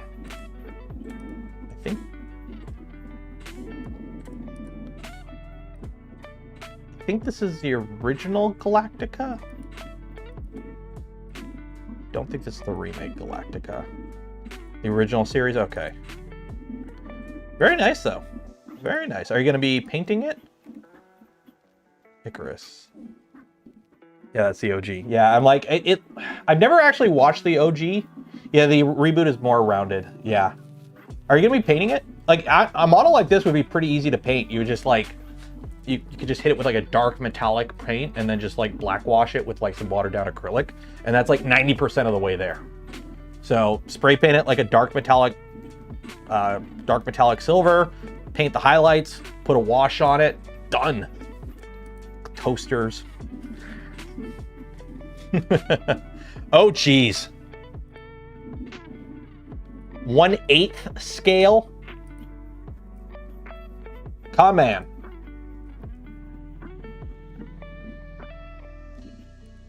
One-eighth scale. That is gonna be fucking huge. For reference, this is 1/10 scale. This is 1/10 scale. It depends on the Gundam. To be fair, it depends on the Gundam. The RX-78-2 is 18 meters tall. So this being 1.8 meters tall is 10th scale, basically. So if that's 1/8 scale, that's like taller than, oh geez, yeah, that's up to my ceiling. I mean, to be fair, like I'm looking at it and like the leg comes up to his neck, and on mine, the leg comes up to here. Yeah, so 1/8. Yeah. Square cube law is a bitch. Square cube law is a bitch. Conman, if you're in chat, which Gundam are you making? Because is that Gramps? That might be Gramps. Maybe it's Gramps. Might be Gramps. I'm gonna sneeze.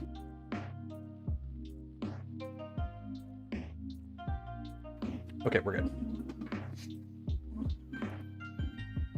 Somebody's at my door. 1 second.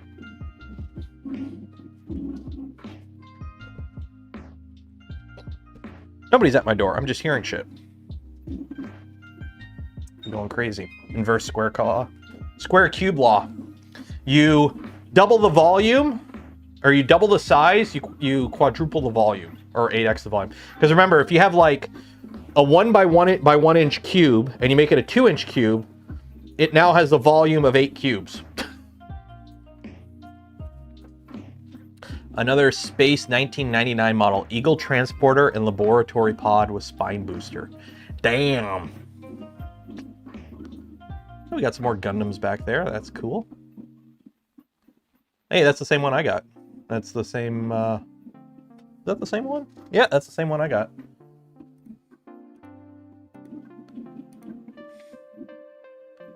I think this is a smaller scale one of mine. That is really clean. I'm loving the scaffolding. Is this, is the scaffolding 3D printed, or is this like tubes, little tubes that you cut? No, that's all 3D printed. That's all 3D printed. Square cube law, or why nobody orders concrete the first time. Yep, and it's also the real reason we don't have mechs. Because you can make a walking robot. Anyone can make a walking robot, right? Everyone's showing off those walking robots. There's a reason they don't make them too big. It's like those, the Unitree ones. You see all the people like, look how good the Chinese robots are. They're like this tall. They're not that tall. Because square cube law is a bitch, and things get heavy quick. Another Gundam RX-78-1. Nice. I mean, there isn't too much of a difference between the RX-78-1 and the 78-2. But that is a clean print. I need to put, I want to make a shield for mine. The problem is if I printed a shield for mine, it would just be like, it would be this tall. It'd be flipping huge. So it would be as tall as me. It's something I would have to use the Venture XL for. A Wampa skull this month. Did you nail it with your T16? Back in Beggar's Canyon? Oh wait, no, that's Wampa. No, Wampa's from Empire Strikes Back. What am I? Not Wampa. Ah, what was he? Then what was I thinking of? Womp Rat. Womp Rat. That's what it was. I was thinking Womp Rat. Wampa is this guy. That is cool. That'd be a cool Halloween print. That'd be a cool Halloween print. Shameless self-promotion cover for the Dice Tower. Nice. Oh, okay, I see. Oh, that's clever. So you can keep your dice in the bottom of it, and then you just put the little cover on top. What you should do, put a couple magnets in there just so it's a nice little solid click, click, and off you go. Susie the Magpie, it's off printables. Just remove the keychain bits and scaled it up. Oh, that's cool. Got some glass cleaner there. I have no idea what it's... Oh, it's from K-Pop Demon Hunters. I have yet to watch K-Pop Demon Hunters. Apparently, it's really good. Christmas Vacation Project.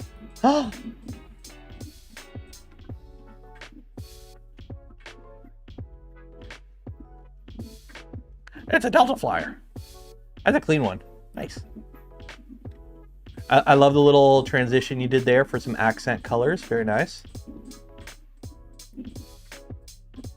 It is a fun little kit. It is a fun little kit.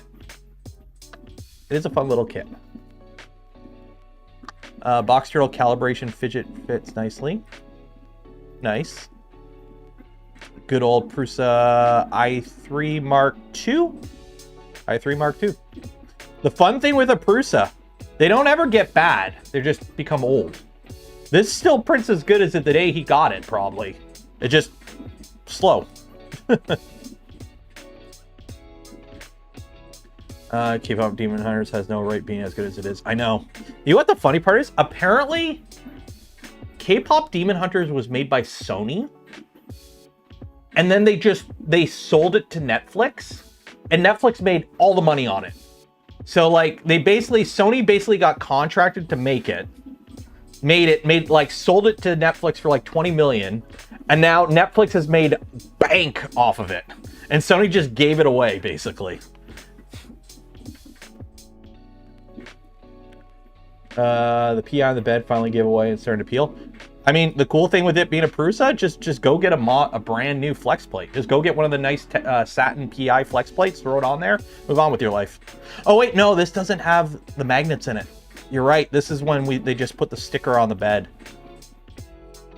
I mean, you could probably just buy a bed and put it on there. You could probably just buy a Mark 52 bed or whatever it's called and put it on there and go flex plates. That's all. Honestly, what I would do with something like this, put a modern bed on it so you have magnets and flex plates, or just put a sticker on it, a magnet sticker on it and use flex plates, and put clipper on it and move on with your life.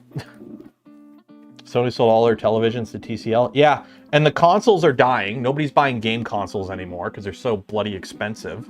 Not worth it anymore. And people are playing games on their phones. Don't make me want to play... You're making me want to play Baldur's Gate again, damn it. Very nice. Very nice. You should print a little mind flare to put in there. If you know, you know. And the funny part is, if you don't know, this is like, if you haven't played Baldur's Gate 3, go play Baldur's Gate 3. It's like game of the decade. This is like the MacGuffin for the game. This is the magical MacGuffin for the game. And the best part is it's a 20-sided die. It's a Dungeons and Dragons game, and the MacGuffin is a 20-sided die. What's the best Prusa flex plate for TPU? I use satin flex plates on my TP for all my Prusas, and I print everything on it. I put Vision Miner on a textured flex plate. I put that shit on everything, and it works great. That's my go-to. I like the texture because the PI doesn't, or the TPU doesn't stick as much. Playing Cyberpunk on very hard. I haven't played Cyberpunk on very hard. I have played it on hard though. I did beat it on hard my first playthrough. Has been on the Netflix top 10 for 31 weeks and apparently has more than 500 million watches. Damn. What's the? I've heard good things about the what's the hockey show? Heated Rivalries. I've heard good things about that show, so that might be on the list with the wife to watch. I gotta watch my government-funded Canadian Galway hockey show. But I've heard it's really good, so I might watch it. We'll see. I'm not usually a huge fan of dramas, but it's getting really good reviews, so And it's only like 6 episodes, so. Same guy who did Letterkenny. Black Custer was printed on ABS, Bamboo ABS CF. Boron's printed in Polymaker ASA and Ambrosia ASA. Yeah, the Canadian must watch the hockey show. Author of Heated Robber is from Cape Breton. Oh, that's very cool, eh? You want to know the cool thing about Cape Breton Island? I'm from Cape Breton Island. I'm from Nova Scotia. My family on my mom's side is from Nova Scotia. So. And we're actually going back out there this summer. So, that's cool. Oh no! My test print is falling apart again because I dropped it and I stepped on it. I made the mistake of remember, you know how the whole a drop knife has no handle? At the beginning of the stream, I said I dropped this and it broke, and people were like, how did it break if you dropped it? I'm like, because I dropped it and I went to catch it with my foot and I stomped on it. That's how it broke. Because I was a big brain, and as it was falling, I tried to, like, you know, put my foot out, only I missed it, and then I put my foot down on it. So, yeah. Because I'm a big brain.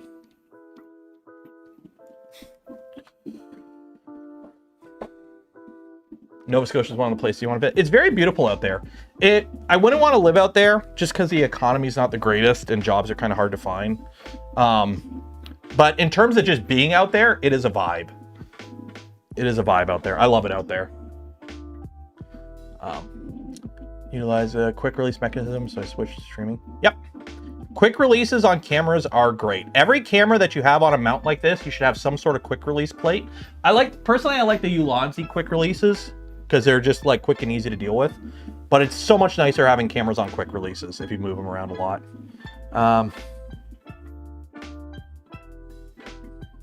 Also, I want the fleece.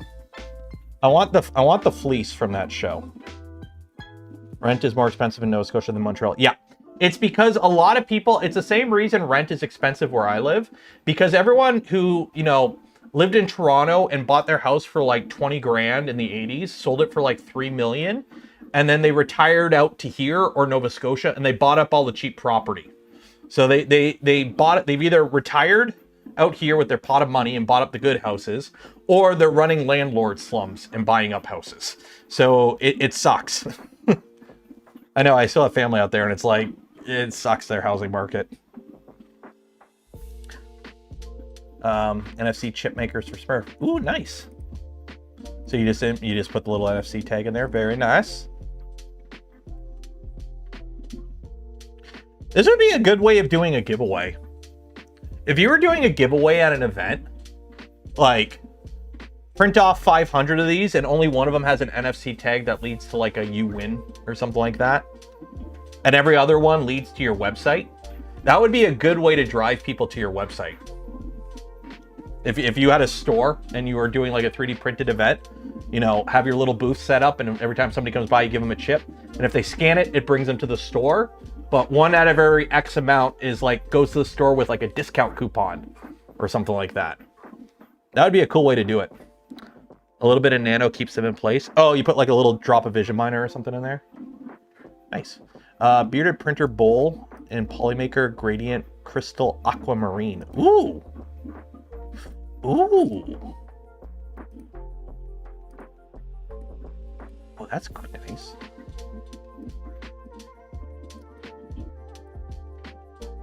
And that's the Panachrome. Fancy. Put a little LED light in there. Yeah, that'd be nice. Ooh, look at the cute little car. Oh, it's 3D. The whole thing's 3D printed. Dang. So I'm assuming is the shell 3D printed? That doesn't look 3D printed. The shell doesn't look 3D printed, but the body is 3D printed. This is so cute. Look how little it is. You got your little... Where's the motor? Okay, the motor is right there, I think. Front wheel drive. That's a cute little car. What is that? 3D print frame. What is that? STL de who's? Most of the Panachromes are PLA. Yeah, like it's something like this. It's almost like you would want to like coat it in like an acrylic or something. You would want like to clear coat it almost. Shell looks vacuum molded. Yeah, it's probably like it might be like a nominal thing that you can just buy, and then you're supposed to buy this, but you can also make your own kind of thing. Yarn Bowl by Dave Makes Stuff. Ooh, nice. See, I would print more of these kind of bowls if I had stuff to put in them. I'm gonna be like, okay, boomerish. There is a generation that uses bowls, and I'm not part of that generation. Like cast glass. This does look very glass-like. I'm wondering though if it's just the like. This looks like a picture of a computer screen. I'm seeing the verticalness. Like it looks like this. If this was higher resolution, will we see the layer lines? It's hard to see the layer lines. I don't know what Steve just linked here. Oh, this is like the little compact MMU thing. That's cool.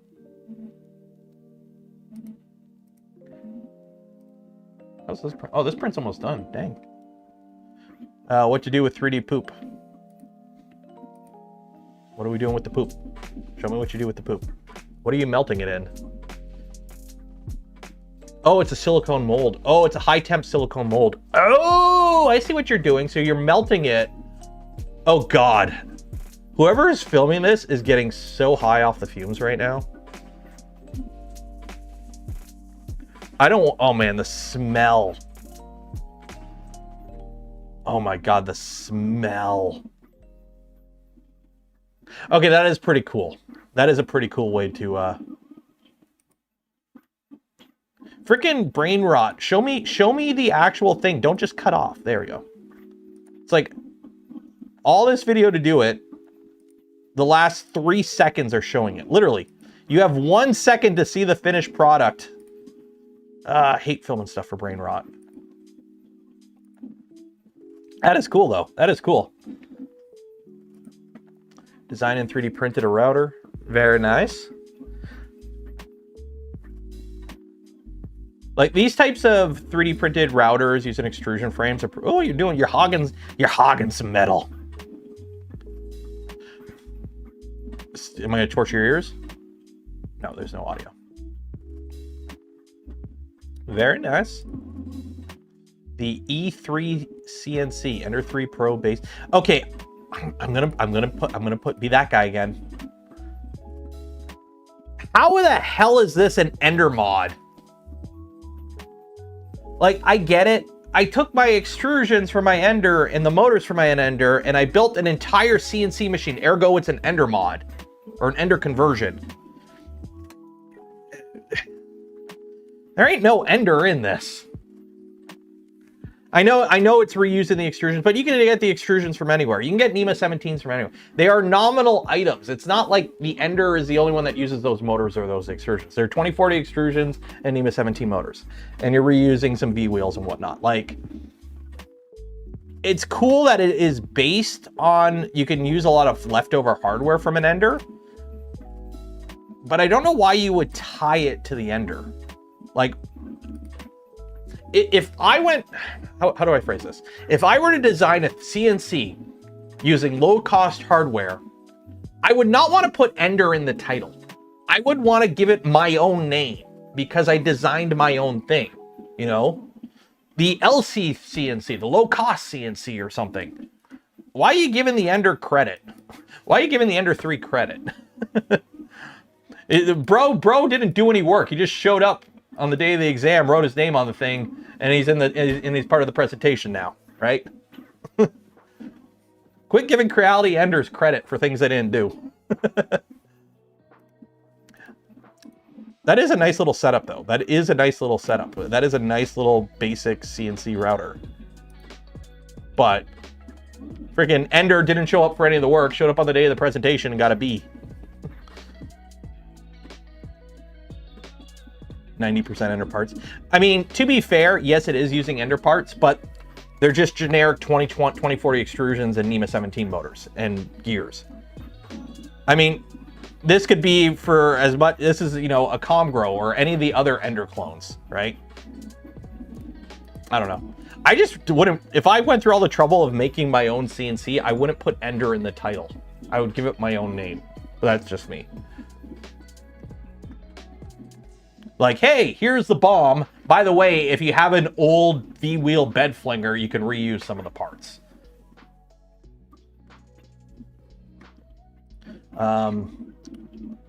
Is this the Hammerhead? Oh, that's the Hammerhead. This is like one of my favorite ships from new Star Wars stuff, is the Hammerhead Corvette. Because, you know, we're in space with infinite range because there's no drag on projectiles, yet we fight our space battles like naval ships in the 1800s with full-on broadsides and ramming.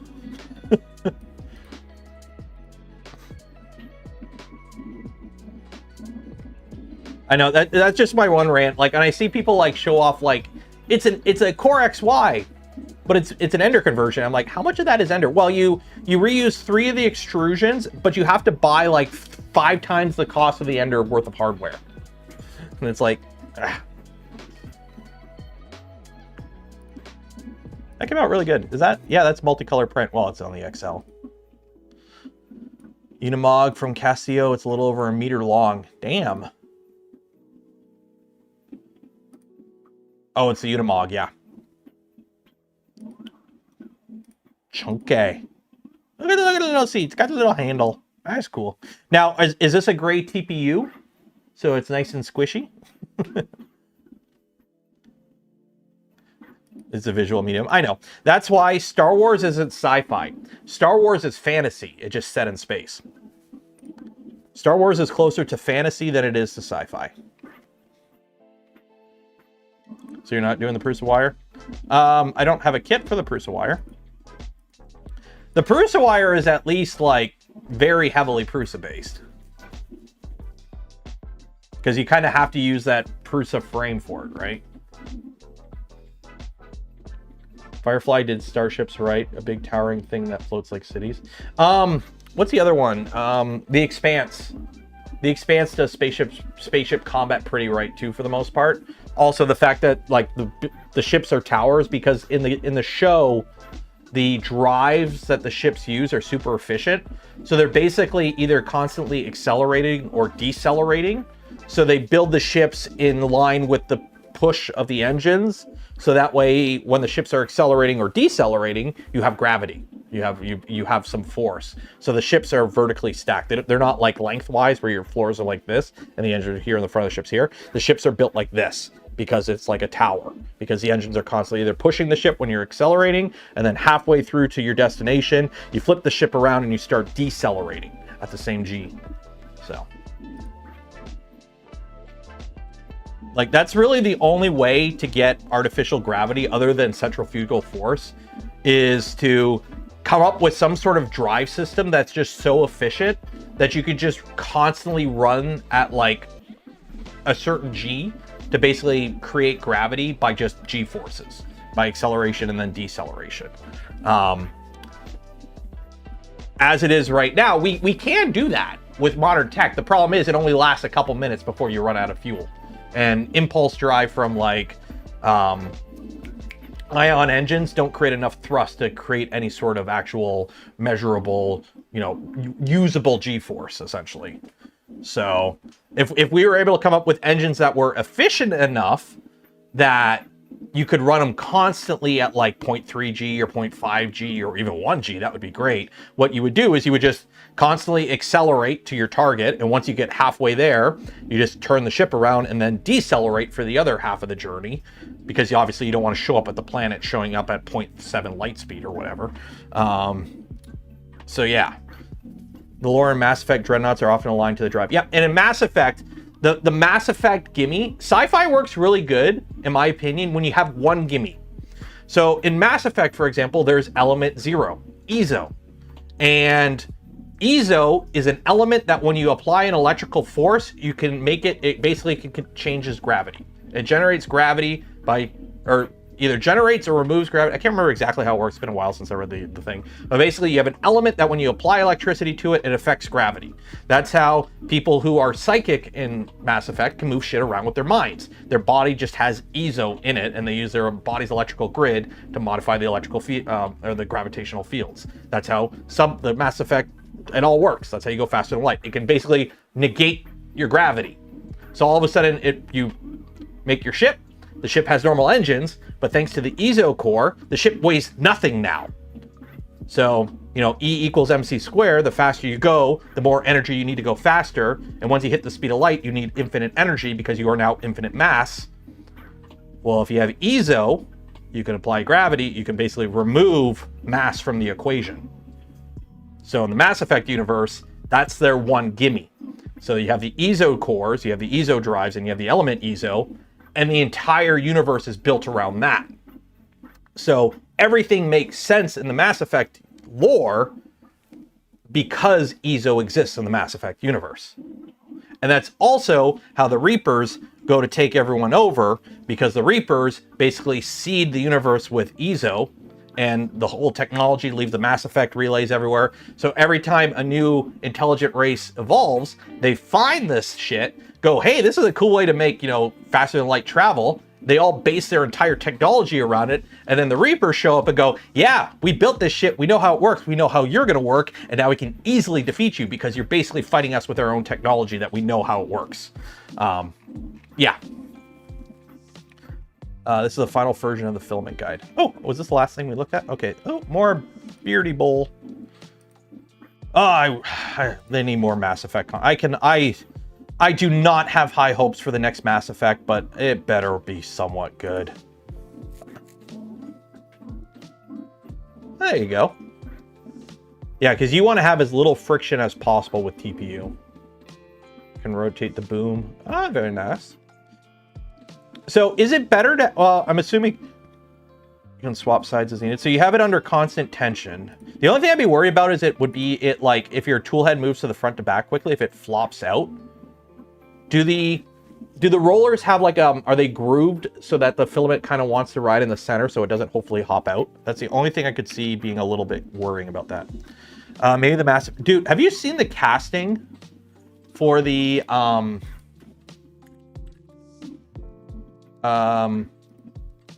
so Amazon Prime, they're doing Fallout, which is amazing. By the way, Canada made a surprise flashback in the newest season, or the newest episode of Fallout, and all my Canadian buddies found it funny.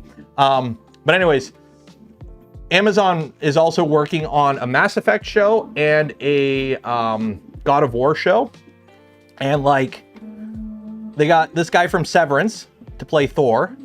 Mandy Patin, I can't remember his name, is playing Odin. They got the guy who played Mimir to play Mimir, and the guy who did the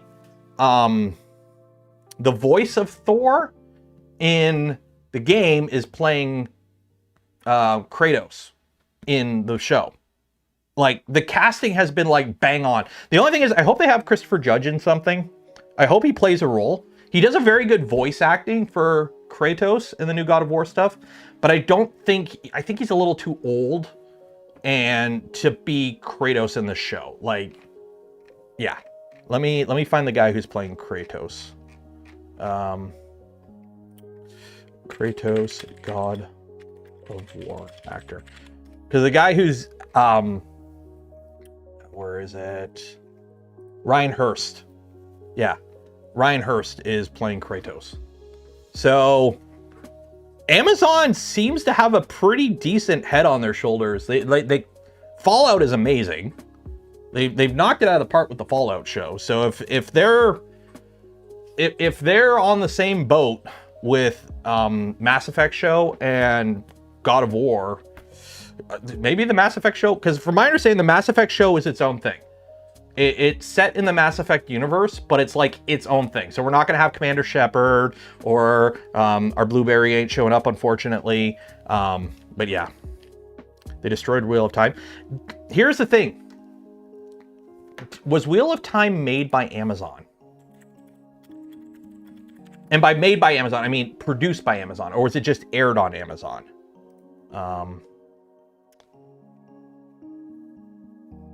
No, it was Sony Pictures. See, Sony Pictures is the production company. Because, yeah. So it's Sony Pictures. Destroyed Real Time. Yeah, but the games have seem to be better. Also, they did that little short series where they made a bunch of shorts based off video games, and some of those were pretty solid too. Also, is it so much the adaptation, or is it the show itself, or is it the fact that they're adapting something that's hard to adapt? Lord of the Rings stuff. Yeah, but here's the thing. I haven't watched the Lord of the Rings stuff. And from my understanding, it's actually not horrible. It's just kind of like, it didn't really need to exist kind of thing. Like the show, it keeps getting renewed. So obviously some people are liking it. I think it's just not what people wanted. Here's the problem with Lord of the Rings. People want Lord of the Rings. And by Lord of the Rings, we're talking like the Peter Jackson original 3 movies. The problem is that shit was magic in a bottle, was lightning in a bottle, and I don't think they'll ever capture that again. So it kind of sucks that they're trying to, strike lightning again. And it's just, I don't think it's possible with Lord of the Rings. Yeah, some people have really liked the Lord of the Rings series. Like, the problem is, they're adapting the Silmarillion.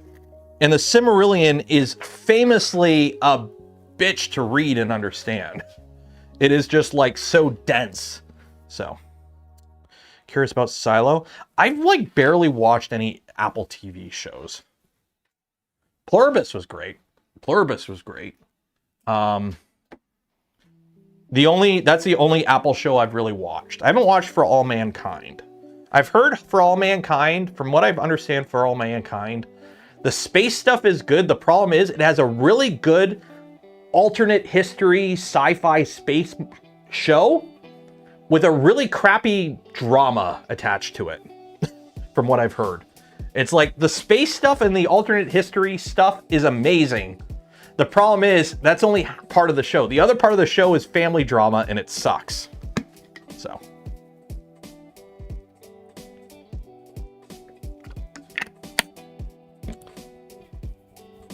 What time is it? Oh, we got 20 minutes left. Still need to watch Severance. You want to know? I was going to start watching Severance. I have season 1 downloaded. I was going to start watching Severance. And then they're like, yeah, season 3 will come out in like 3 years. And I'm like, no. I am sick and tired of shows that are like 8 to 9 episodes long seasons with like 2 to 3 years between seasons. I'm like, it does not take this long to make a show, okay? I'm not gonna like binge watch a show and then forget it by the time I'll wait for Severance to finish.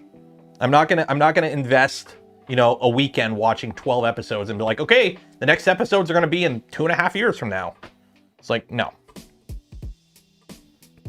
So, Slow Horses on Apple, UK Dry Humor. I don't know. I don't really watch a lot of TV, I'll be honest. I don't really watch a lot of TV. So this print is done. A lot of delays. Yeah, it's so annoying how long it takes. Like, honestly, I give them credit.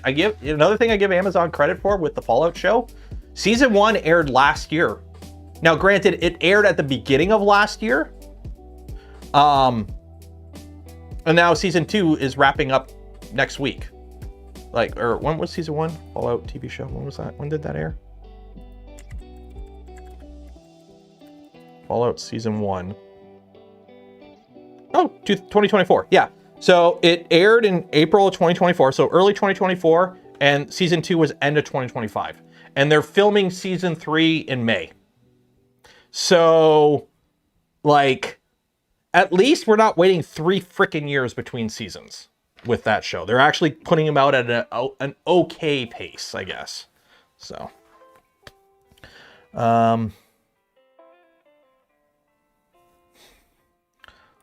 also, I figured out the theming for my power armor. For the let me find it here. Oh, I'm not leaking anything now. You gotta be careful. I'm on a Discord with stuff I can't show you. Where is it? I figured out the theming for my the T-45 power armor. So for those that don't know, in the Fallout universe, Canada is annexed by the US because they needed to they needed the corridor to go. They needed the oil and the corridor to basically get up to Alaska, and Canada was like, no. So they annexed. So the idea for the suit that I'm doing, I'm gonna do, yeah, back to the internment camp hosers. The idea is I'm basically gonna paint my suit up to look like this kind of suit with the USMC, but I'm gonna scratch it out and have it like spray painted like hoser across it or something. So it'll be a Canadian insurgent captured power armor or something like that. So that's how I'm gonna do up my power armor in a paint scheme for like captured Canadian insurgent power armor. Can we please turn it the other way? Turn what the other way? The printer? What do you want to turn the other way? Also, don't think of them as human beings. Think of them as Americans. Yeah, all my Canadian buddies were like, hey, it's Canada. What's taking so long with the boys? I thought the final season of The Boys is coming out soon. I'm like, yeah, we're watching, me and the wife were watching the newest episode when they have the flashback to annexed Canada. And we're like, wow, this is strangely topical right now. Maker Muse on foaming TPU and crossplay. What do you mean cross and his crossplay? Oh, are you talking about his little combat robots? You know what sucks? I haven't been watching the Maker Muse stuff on his combat robots because I can't do combat robots, and I'm getting FOMO. I've looked into it. I want to do little 3D printed combat robots. It would be a fun thing to do, be a fun project on the channel. The problem is I have nowhere around me to do anything with them. So I don't want to, like, you know, it's like I'm building all this power armor. I've done cosplay stuff, but I don't bring it anywhere. So it's like I don't want to do get into another hobby where I just do all the prep work and I don't actually do anything with it. So this is, first layer is a little too high, but this is an ASA print on the Delta Flyer. So a little high on the first layer. But you know what? I kind of dig the layer line aesthetic, let's be honest. And yeah. This is the absolute stock profile with Voron settings in terms of like infill and wall count and whatnot. That ain't bad.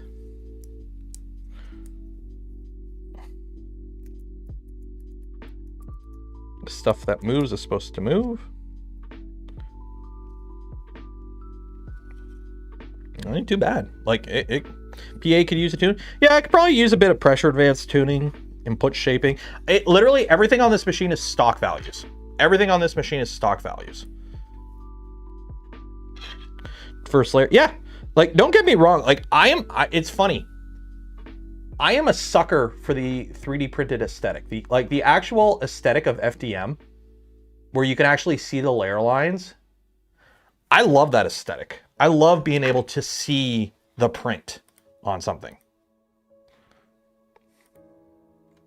Okay, now I gotta unload this.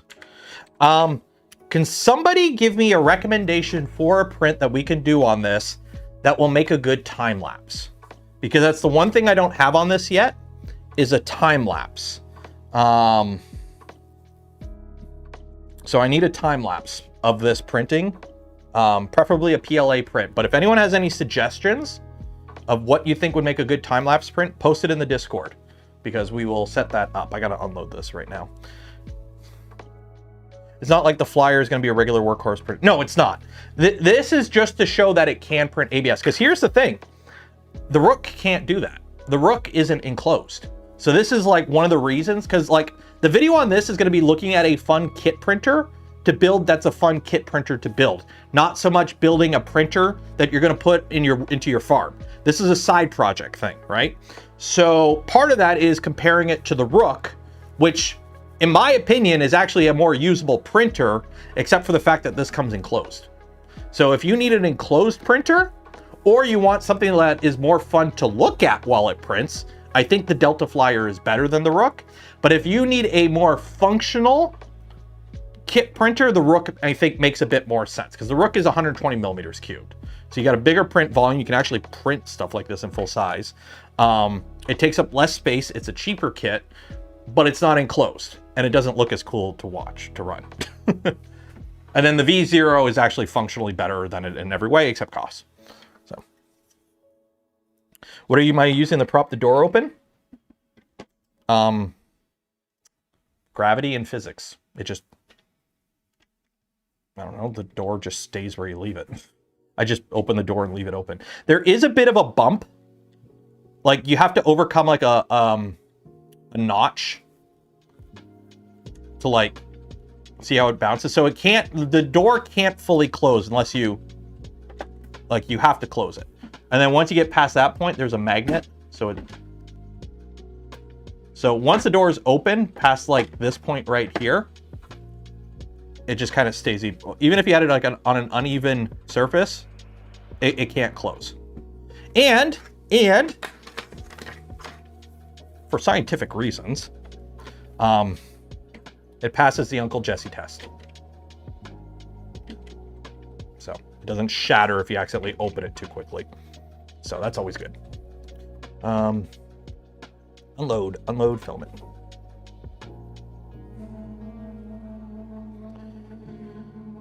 That's a cool feature. Yeah, you need to have the door open for PLA. As you can tell from the fact that I have 3 of these, it will heat creep with PLA with the door closed. I haven't tried PETG yet. And obviously it is a Bowden-fed printer. So I haven't tried TPU. If you want to try TPU, have at her, but I see no reason to print TPU on this machine. This is firmly a secondary machine for somebody. This is not your primary printer, and pretty much any commercial off-the-shelf primary printer nowadays will print TPU better than this. You shouldn't be trying to print TPU on this. I don't really see a reason to try and print TPU on this. Okay, I need a generic PLA. Let's go with your PETG and your blue. Actually, let's use that green. I really like that green. Where did I put that green? There we go. I really like this green. PLA Galaxy Green Persimmon. Speaking of filament, if you want some filament, like some delicious polymaker, you can win some, because we're going to be doing a giveaway at the end of stream in like 10 minutes. So if you haven't entered yet, link in the video description, enter for your chance. And we're going to be doing that giveaway in about 10 minutes. So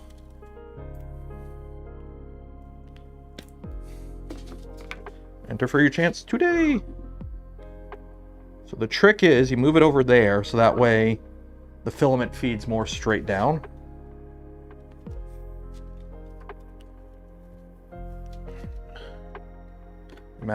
Well, I gotta do a time lapse. So if anyone has any suggestions for what would make a good time lapse,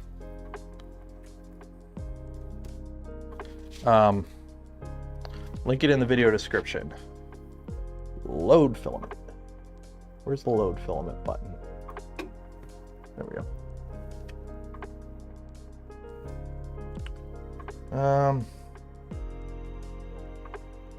Print the hex floor sign 360. Well, link it in the Discord.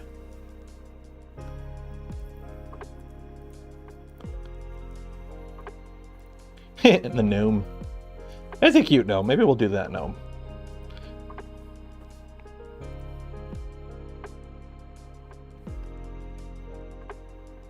Oh, hey, it is feeding. Okay.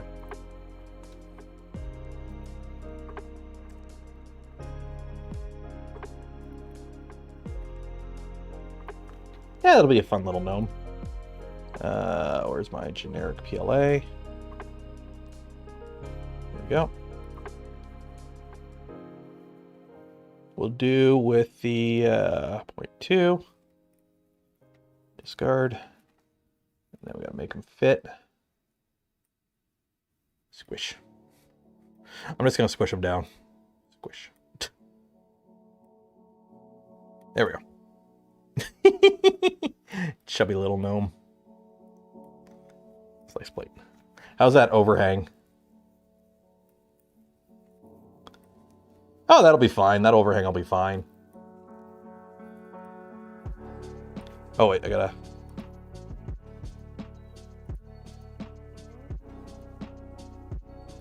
There we go. Standard print. There we go. No more pile. I gotta go get my GoPro. 1 second here. Oh, seam. Where's seam? Seam position. Rear align back. There we go. Oh yeah, that'll be a nice little print. Okay. Export G-code file. Save. Okay. I think oh yeah, let's turn you off because you don't need to be that hot. Let's flush out some of this filament. And retract. Get all that black ABS flushed out. Okay, let me go grab my GoPro, set it up for time lapse, and then we'll do the giveaway. Sound good? Sound good. Where's my GoPro at? Where's my GoPro at? Oh, hey, puppy. Sorry.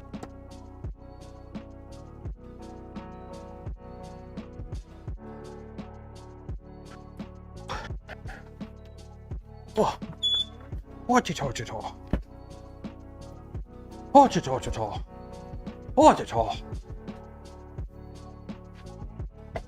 GoPro. So the only downside with doing time lapses is I got to run it off a battery. Or I got to plug it in because it doesn't. It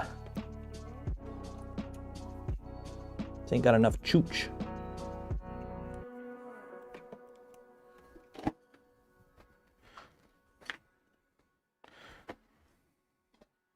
So you're going to go here.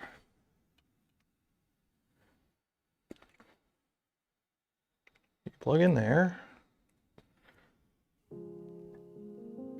Ooh, I'm getting condensation on the GoPro. It is cold. GoPro has been, and the trick is don't record time lapses with the thing on the same table as what you're printing because it will, it'll vibrate and all that jazz. Turn you on. Okay. Okay. Standard. I need my time lapse. There we go. So you can go there, and now I got to set up a stupid whatchamacallit. Oh, gotta get rid of the garbage. Garbage is in view.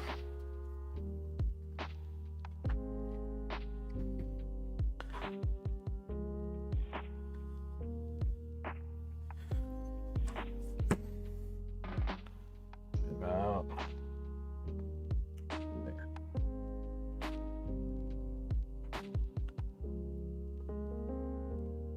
There we go. That'll work. Okay, cool.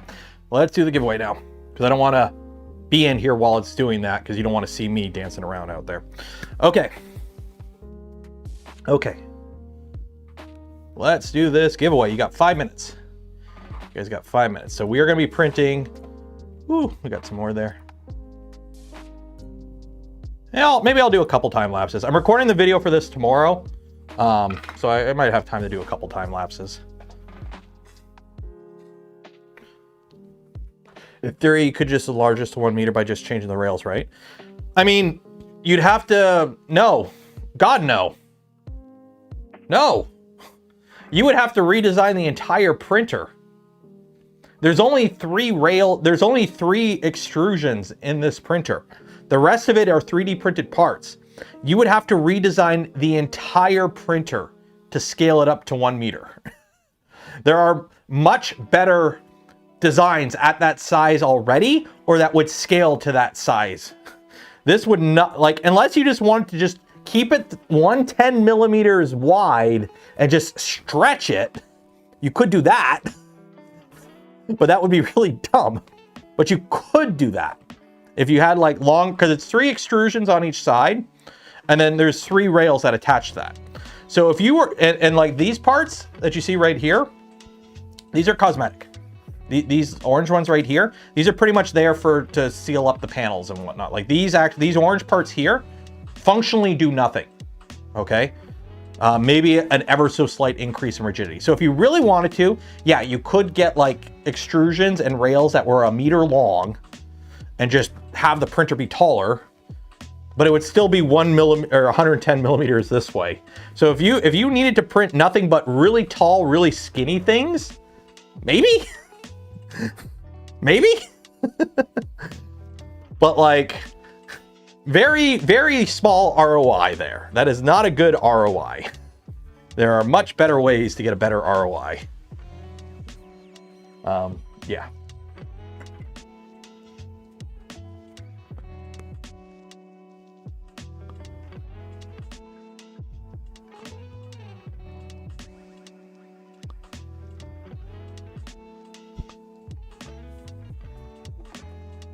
Trying to line it up a bit better. So it's, there we go. There we go.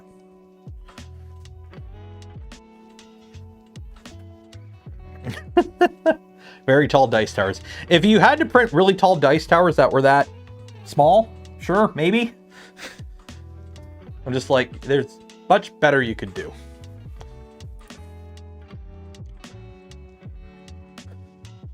Stand parts for drying. Oh, no, no. Good God. Music. Don't want to get DMCA'd. Stand parts for drying. Is this for like just drying? I don't know if you just need to dry stuff. Yeah, I guess that can make sense. Yeah. So yeah, so I hope you enjoyed the stream today. We're going to do the giveaway in 2 minutes. So if you haven't entered yet, link in the video description, enter for your chance. While you're down there, don't forget to like the smash button, ring the bell, subscribe if you're not subscribed. If you're watching this in the future, what you have for lunch? Let me know, comments below. But yeah, we're going to be doing this every month. So the last Friday of every month will be basically this kind of stream. Kind of a mix of a print and chill, but also like a community recap stream. So that means this is an excuse for you to finally do that project that you've been putting off doing for the past couple years. Remember that Iron Man helmet you want to do? Yeah, I know, because everyone wanted to do an Iron Man. Finish it and post it in the Discord, or at least start doing it and post it in the Discord, and then we could all see your updates, right? This totally isn't also an excuse for me to try and focus on actually getting my shit done. So.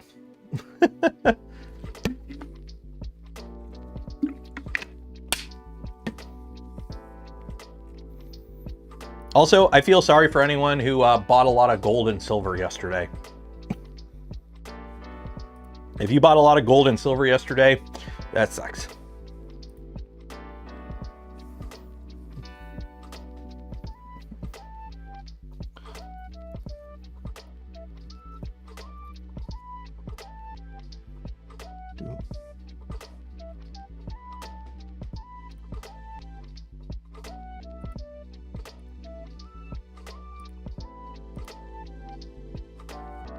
The price drop again. I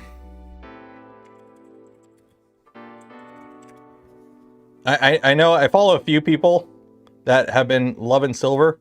So last night at yesterday at 3 o'clock, silver was around $117 an ounce. Right now it's $85. So this has been silver.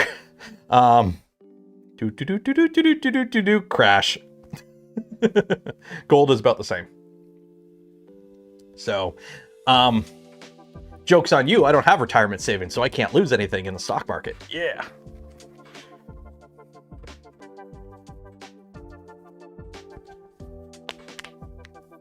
I want to print a big MQ-9 Reaper drone. Those are pretty cool. Don't get me wrong. I really want to, once the weather warms up, I want to do some drone stuff. I actually have all the parts, hardware-wise, to print a little drone, or to build a drone. I just need to print a frame for it. So I got to design a little, like, frame. So yeah.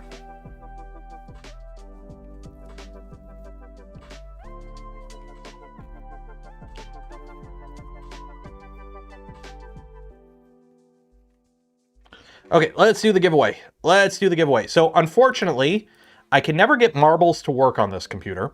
So the giveaway will be the good old-fashioned Wheel of Names, okay? Great news there. So unfortunately, we can't do the pick the magic ball. As fun as that would be, how we pick a random ball and then they can win a hat. But unfortunately, with Wheel of Names, I don't really have a way of doing that.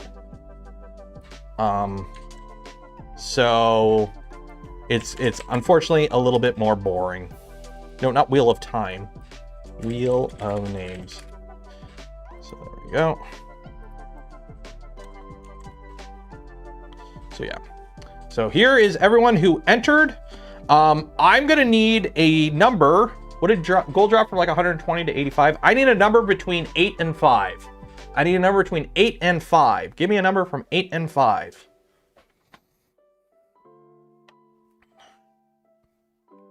$23 is not between 8 and 5. 7. 7 works. 1, 2, 3, 4, 5, 6, 7. It's advanced. No, I can't do that. Okay. Somebody give me a number between 1 and 226. I need a number between 1 and 226. Just one person. Just one person.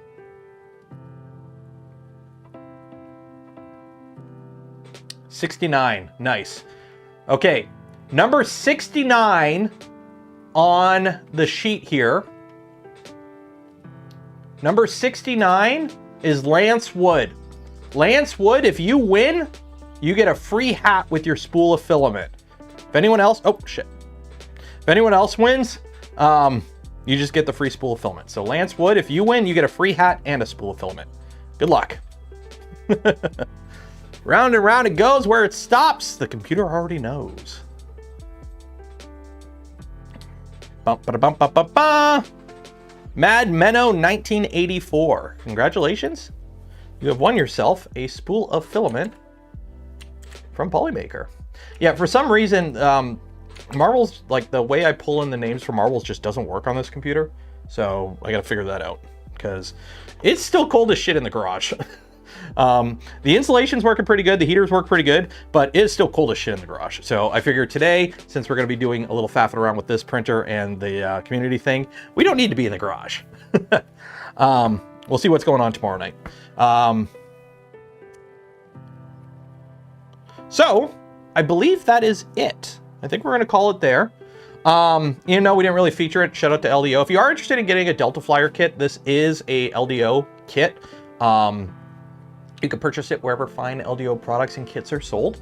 Also, shout out to Polymaker for the spool of filament we gave away this stream and every stream. Links for all of them and more in the video description. Affiliate links, some of them, like the Gamer Subs link.